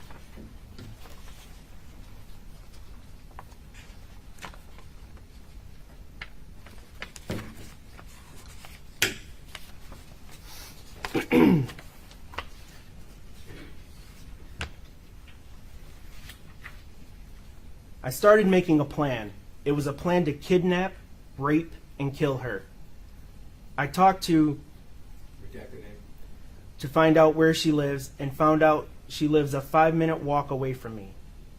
I made this plan to break in the BR bedroom at night and kidnap her with an industrial-sized garbage bag. I would then take her to my basement where I would torture and rape until I slit her throat alive. I was so close to executing the plan, but fortunately, my friend, redacted, stopped me very calmly. Okay. Now this plan that he referenced, that was regarding another student in Oxford High School? Yes, it was. And did this come through in his text messages to that other juvenile as well? Okay, I'm going to show you Yes. some of those text messages. This is May the 12th, 2021, 11:23 p.m. And this is in reference to that same individual that you wrote about in the journal? Yes, sir. Tell us, please, what the defendant wrote. Kidnap her, then tie her up, then rape her, then torture her, then kill her, then dissect her, then take her eyeballs, then bury the body. Okay. On May the 20th, 2021, he was still writing about this? Yeah, he quotes, "I'm not going to get caught, man. I'm going to bring my gun just in case. Full air and pellets. Basically deadly. But I have full plan on how to kidnap her. It's just super risky." Now, you uncovered evidence in this text message thread of the defendant's desire and discussion of committing violent acts towards other individuals as well. Yes. Okay. And specifically towards children in this portion of the text conversation. This is March the 16th, 2021. Please tell us what the defendant wrote regarding drowning children. Just looking them in their eyes as they look back at you while they know that their entire life is about to end so young. The best feeling. But stick your fingers into their eye sockets and push down so they scream in pain and drown their lungs with water. Just thinking about the torturing and the screaming and the way their and the way their legs flail in the air as they cry, it fills the void. And this theme about violence towards children, this continues, is that right? Yes. This is again March the 16th, 2021. Can you please start with the first text message that he wrote? Whenever I see a little kid about a year old or a little more, I want to pick them up and run off with them and then torture them before throwing them off a cliff. What about April the 25th, 2021? I will kill any innocent. I don't care who I kill. I will kill who I feel like killing. Age, gender, I don't care. May 13th, 2021? I don't care about innocent. Killing the innocent is the same as killing the bad. It's both satisfies. I'm going to direct you now to a text from February 21st, 2021. Of course, this was months before the shooting. And this is in the midst of a discussion about wanting to stalk and kill people. What did the defendant write about that? Scary thing is, I like being this fucked up. I don't know if you do. Some people don't, but I like it. I like being like this, which is fucked up. And then he responds to us, same, I love the darkness. It feels good. Knowing that you're different from society and not some mindless human like all the others. We have the ability to stuff that other people think is wrong, and we can tell ourselves that it's okay. But I want to do bad. It satisfies me. And again, that was written in February of 2021? Yes. Okay. Well, Lieutenant, I want to direct you back to the defendant's journal, this time at page 8.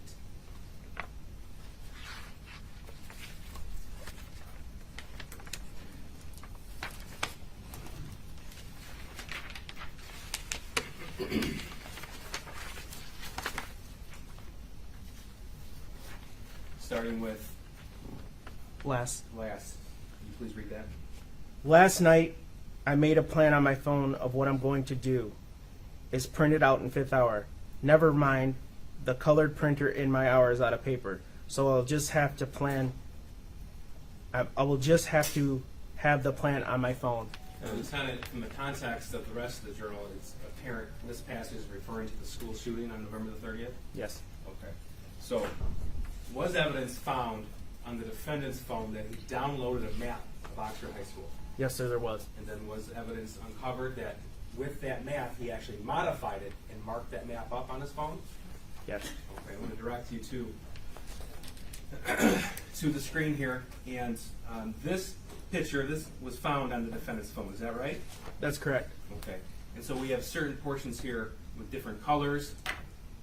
Yep. We have Yes. blue markings on the exterior of the school, we have a purple circle, we have black lines. Can you tell us, first of all, what do these blue lines signify? Those denote the exits at the school. Okay. Now, this was actually found as modified on the defendant's phone, meaning that he's the one who actually put those drawings on there. Yes, sir. Okay. And what about this purple circle here? Does that signify anything? It denotes the area where the murders began. Okay.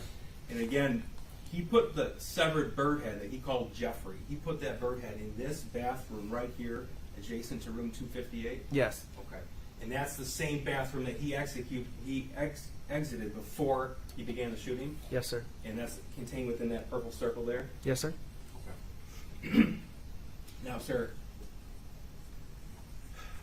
the evidence showed that this occurred, this download and this modification occurred November the 10th, 2021. Is that right? That's correct. Okay. Now, I want to direct you to the defendant's internet search history at that time.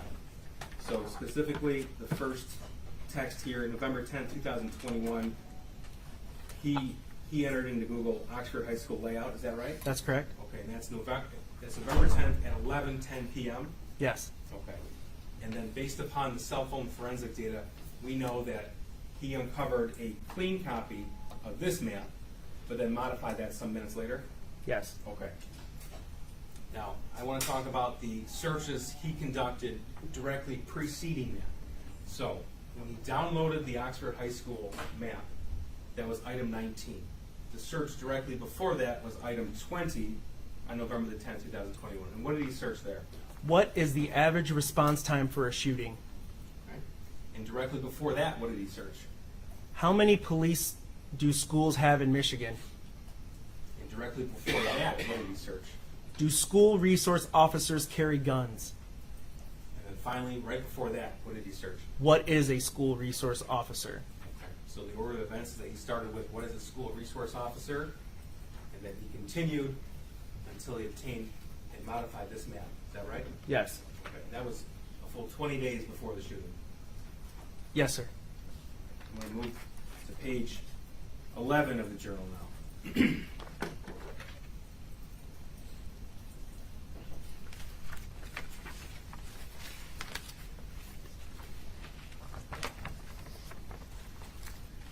if you could read that passage, please. I killed 8 infant baby birds by slowly torturing them until death. If I would have never thought of the brilliant idea of shooting up the school, then I probably would have become a serial killer. And I don't know which one's worse, LOL. That's page 11. I want to direct you now to page 6. And this theme of the birds continues. Is that correct? Yeah. Yes, sir.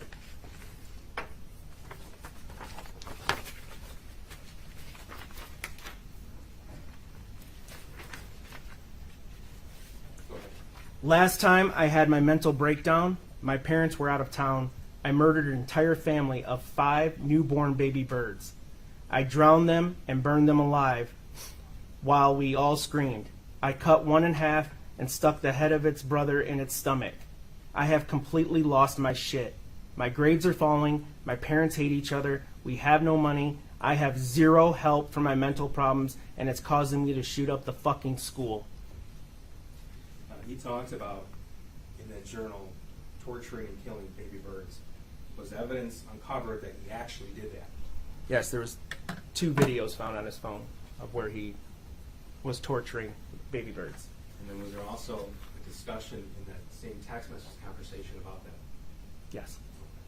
I'm going to direct you to a text message from April the 17th, 2021. Can you please tell us what the defendant wrote? I want to take the axe and chip a baby bird, chip a bird in half. Okay. April the 25th, 2021. What did you write? Shoot it, torture it, dissect it. I want to chop it in half with an axe. And that leads to a discussion with that other individual about catching and killing a fish? Yes. What did the defendant write then? I want to kill it while it's alive so it can feel the pain. Now, May the 1st, 2021. What did the defendant write? Also, there is a baby bird's nest right next to my house with 5 baby birds in it. I can also reach them. 3 double emojis. Tomorrow I'm making my move. I will get video and pics. I can't wait till tomorrow. There is 5 and they are going to die anyways. I want to take something heavy and break its beak. I can't wait, dude. I'm so fucked up. I'm going to break its beak, then chop its head off. I'm going to take so many vids and pics. The next day, May the 2nd, 2021, this conversation continue? Yes. Go ahead. I want to hear it scream. The first vid, though, I want to torture it. And it's so young, too. Like it's just born and already going to be killed. It's like 2 days old. I'm going to snap the beak off and then chop its head off. Then take out its heart. Then chop it into pieces. And also take out the brain. Then smash it into little bits.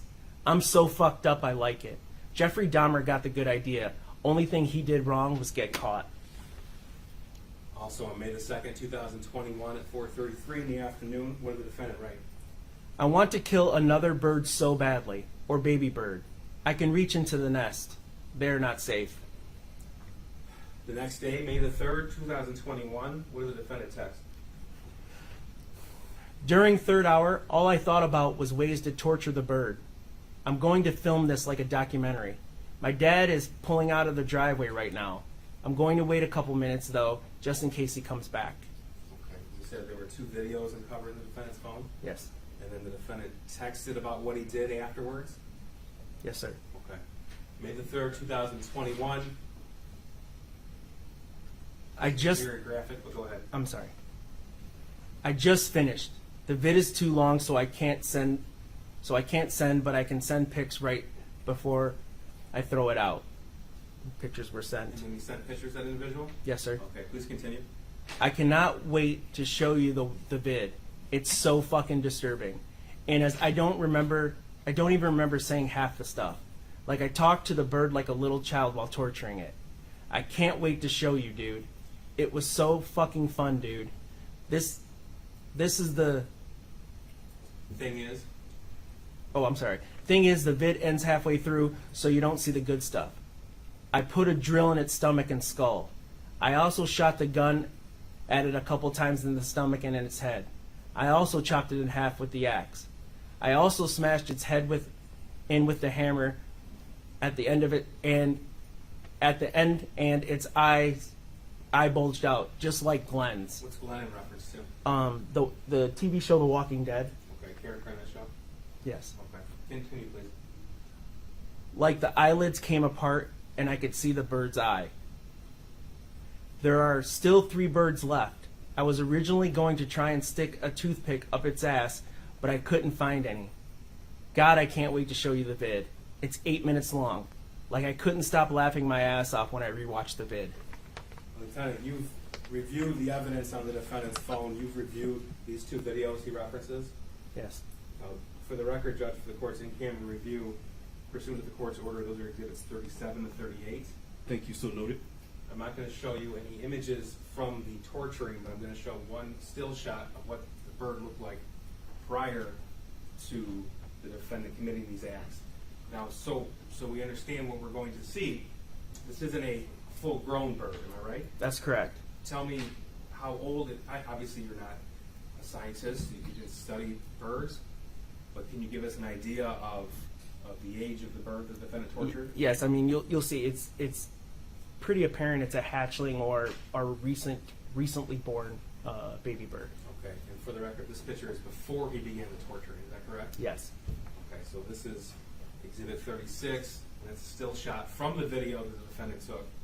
And this is right before he began what he described? Yes. No, again, we're not going to play the video, but we do need you to tell us what's in it. Can you please tell us what you saw?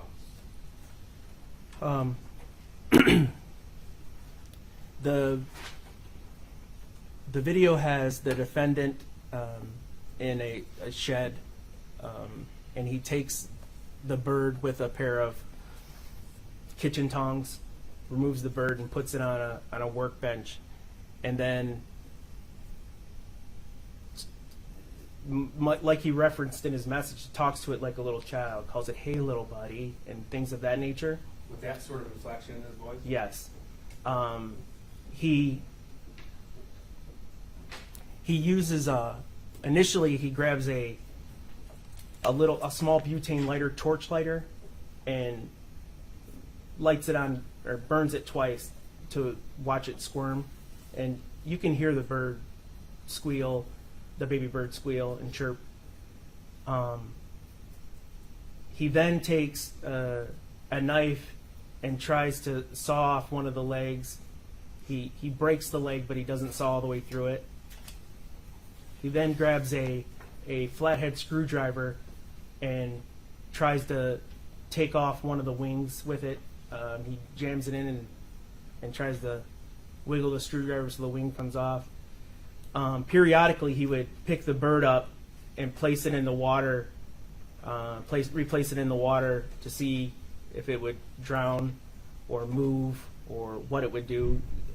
The bird would lay motionless for a while, and once it would start moving again, he would move on to the next area of torture.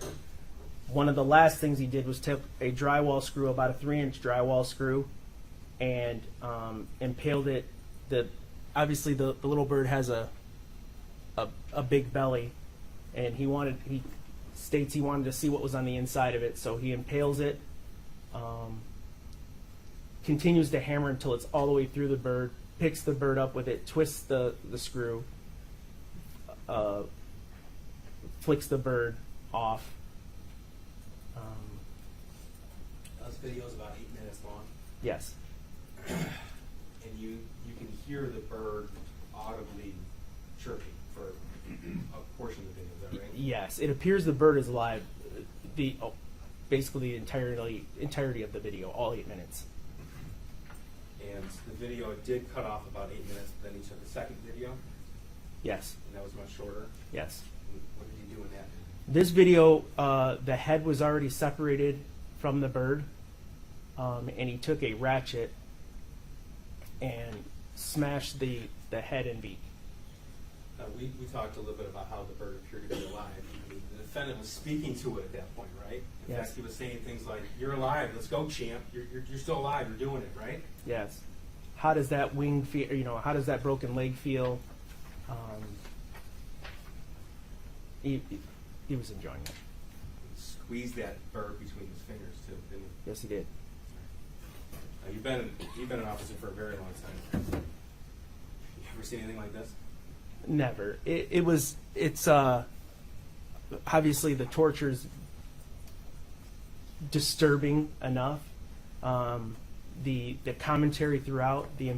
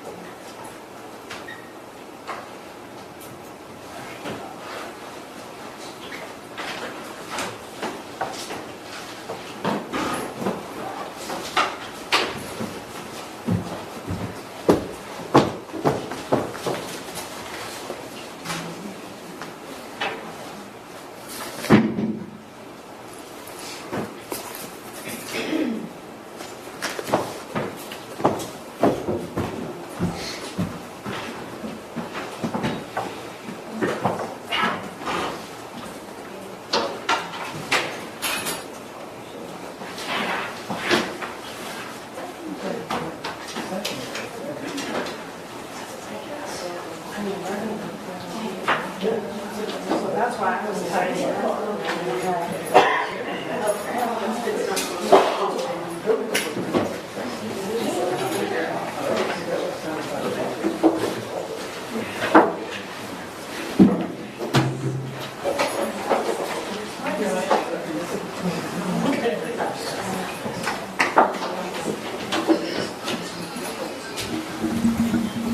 right, so we have a verdict, guys. And I was actually just getting ready to leave and go mobile and saw this and said, nope, got to turn around, get back in, and we're going to watch it live.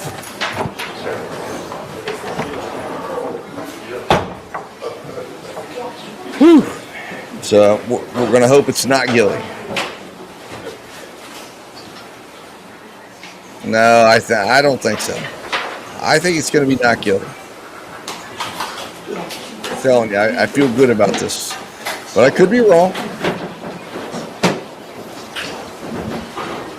The fact that they took so long, I think, is a good thing, and I think it's not guilty. I think James Crumbley hopefully is walking out of court tonight. God, that would be so wonderful.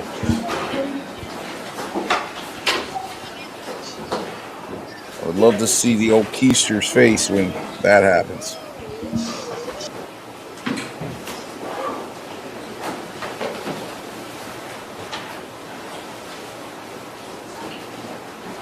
I think there was probably one or two that would be holding out in a case like that, or that would be needing convinced. Having served on a jury before, I know how it goes back there, and yeah, it always comes down to where there's 1, 2, or 3 jurors that on either side, and then it just takes some convincing, and there's questions, and that's what I would see again when they're asking a lot of questions. In this case, I don't think you're going to have the issues that Jennifer Crumbley's jury had, where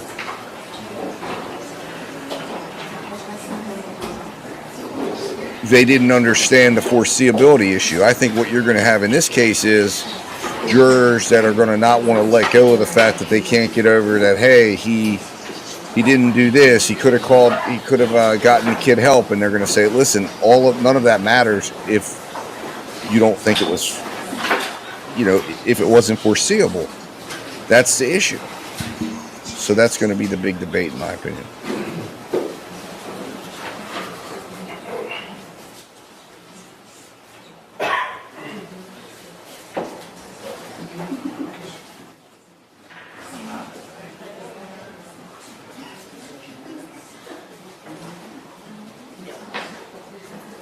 And Ian, you got to understand too, remember the 10 hours for Jennifer was right in line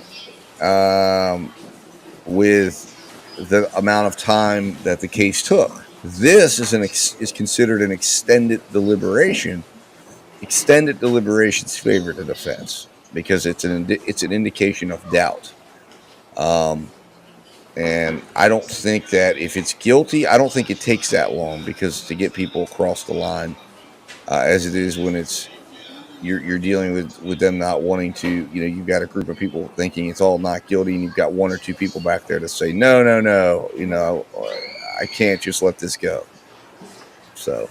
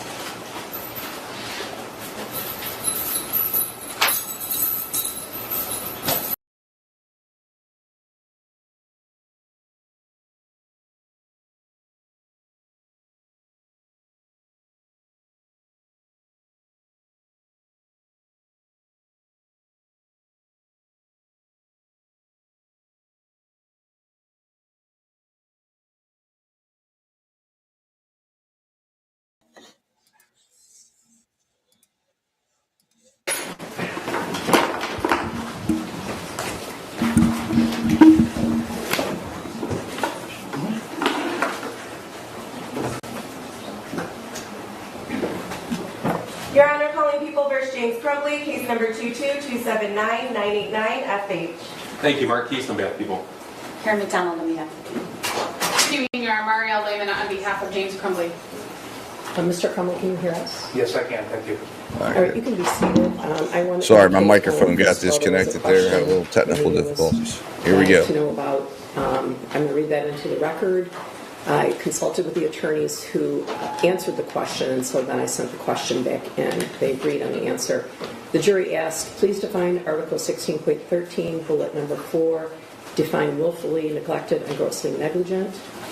The lawyers agreed to answer the question. Please see jury instruction 16.18 for the definition of gross negligence.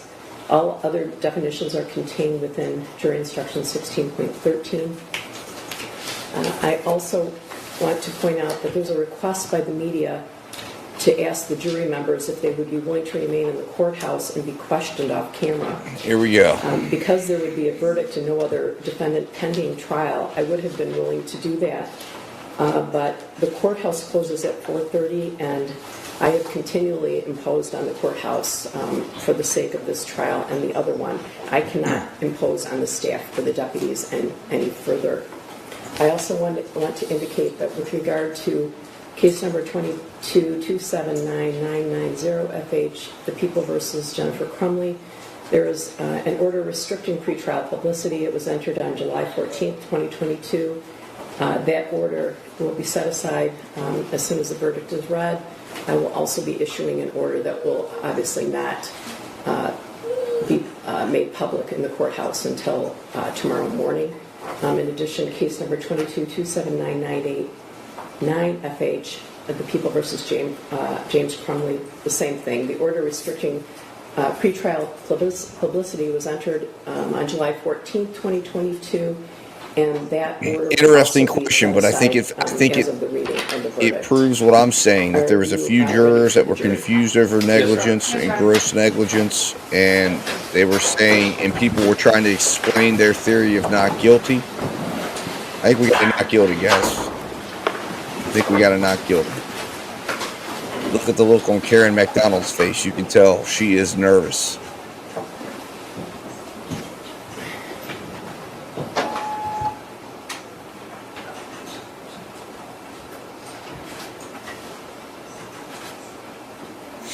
All right, here we go. The moment we've been waiting for.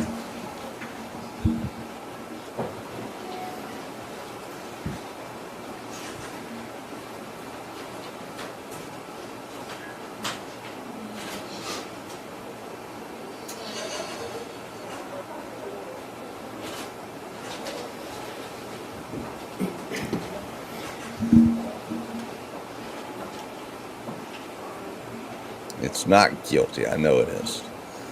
I'm very confident in this. I feel good that it's not guilty. I think we're looking at a man who's going home.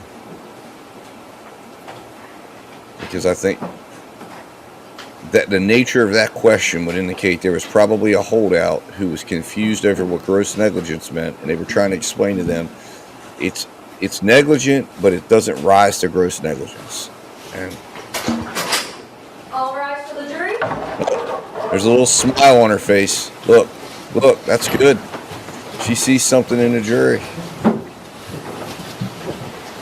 She's smiling at somebody. Let's see what they look like. Here we go. Good evening. Good evening. Be seated. Ladies and gentlemen, I know you've worked very hard. We've all been awaiting your decision. I know this was a very intense decision for you all to make. I believe you've selected a four-person. Who's the four-person? You're the four-person. Could you read the verdict, please? Here we go. Each count? Sure.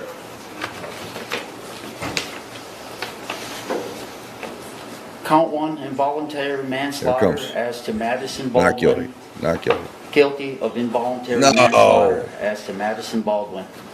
No. Count 2, involuntary manslaughter as to Tate Meir. Guilty of involuntary manslaughter as to Tate Meir. Oh. Count 3, involuntary Two manslaughter juries got as it to so Hannah wrong. St. Juliana. But I'm telling you, they did not walk Guilty of them through. involuntary manslaughter as to The defense Hannah attorney. St. Juliana. Count 4, involuntary manslaughter as to Justin Schilling. Guilty of involuntary manslaughter as to Justin Schilling. We hope the judge at least clears this up. I'm going to ask that Ms. Williams pull the jury. So she's going to ask you each. Jury in seat number 1, was that and is that your verdict? Yes. Jury in seat number 2, was that and is that your verdict? Yes. Jury in seat number 3, was that and is that your verdict? Yes. Jury in seat number 4, was that and is that your verdict? Mm-mm-mm. Jury in seat number 6, was that and is that your verdict? It is. Jury in seat number 7, was that and is that your verdict? It is. Jury in It's seat that number sick 8, feeling was in the that pit and of is your that stomach when you verdict? know Jury in justice seat was number 9, not served. was that and is that your Again, the lynch mob won out, man. I'm Was telling that you, and is that your God, verdict? It is. unbelievable. Jury in seat number 12, was that and is that your verdict? Yes, it is. Jury in seat number 13, was that and is that your verdict? It is. Jury in seat number 14, was that and is that your verdict? It is. Unbelievable, Thank you, dude. ladies and gentlemen. I know Unbelievable. how hard this has been on all of you just by reading your face. I know this has been a very hard decision. We appreciate your time. I'm going to ask you to return to the jury room, and I'll be there with you in a few minutes, all right? All rise for the jury.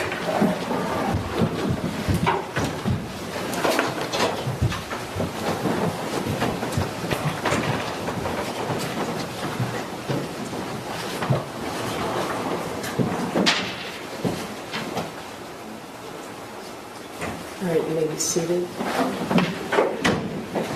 Bond is revoked. Sentencing will be April 9th at 9 o'clock in the morning. All right. I'll allow both sides to speak to the jury if they're interested. All right. Thank you, Judge. Thank you. If everyone can just remain seated.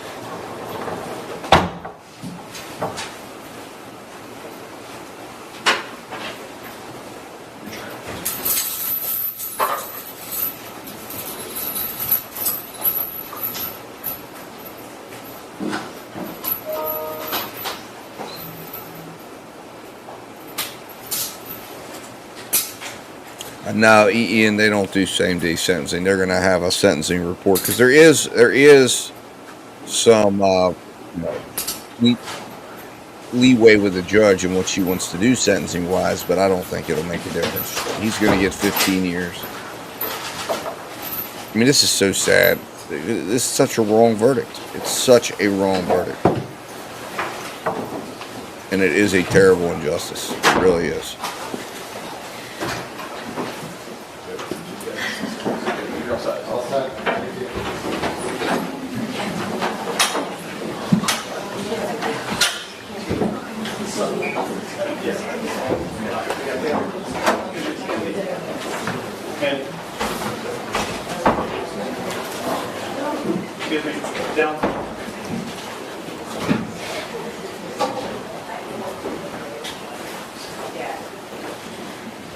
Oh my God. Sickening scene there.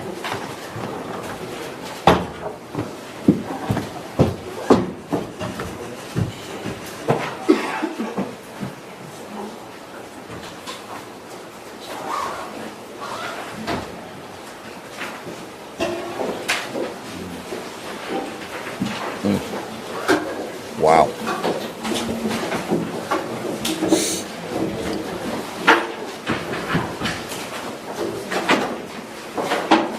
Just take it in right there. That is so troubling. I'm looking forward now. We can finally hear from the defense attorneys on this. I mean, this is a highly troubling outcome twice. And in this case, I felt like they did a better job, but they did not get in front of this thing. So it's as if the defense didn't even understand the law that they were trying to defend against.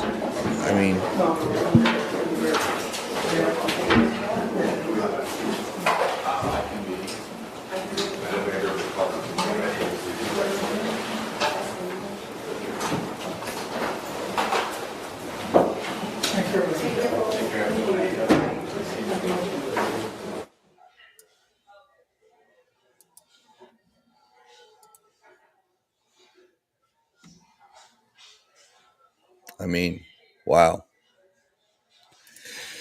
Well, guys, that concludes the Crumbley adventure. We are now officially done. Now all but the sentencing now is left. Obviously, creates some great appellate issues. It'll be interesting to see what happens as far as sentencing goes, but it's looking like Mr. Crumbley's going to probably do somewhere in the neighborhood of about 9 years, I believe, is what's going to happen. And he'll get a 15-year sentence and probably serve about 9 years. They're going to run everything concurrent, I would imagine. We'll get an idea, obviously, when Jennifer Crumbley is sentenced on the 9th. And then this thing's going to go into the appellate process. Now, it's possible that you could see the judge decide to do 4 3-year sentences, run them consecutively. That's a possibility to try to get more time out of it. But I don't think she's going to do that, and I don't think she'll get away with running them consecutive because they're similar. They're all part of the same act, even though it's multiple people involved. But for all the reasons I stated last night in Justice Watch Live, I went through and gave a breakdown of it. It just seemed to be a failure to understand the law and what was needed in order for the jury to get to this point. I was so hopeful that we were going to have a conflict of verdicts here because it is extremely wrong that this has happened. So, with that said,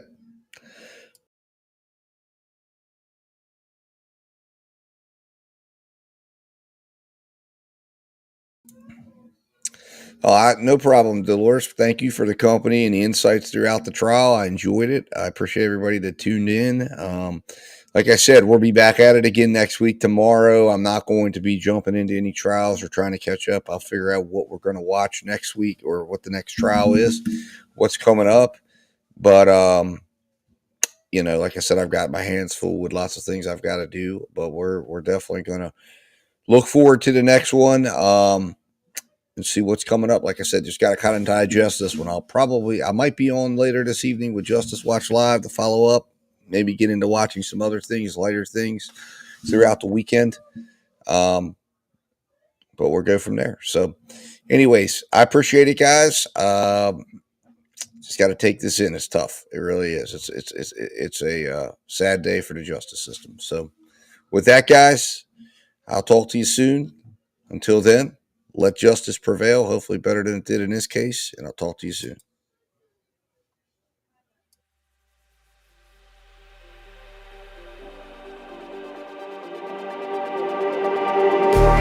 Just like the street lights lit this town, like a fire in a blaze, gotta burn it down. Can't be afraid to leave this out. We got this far, don't know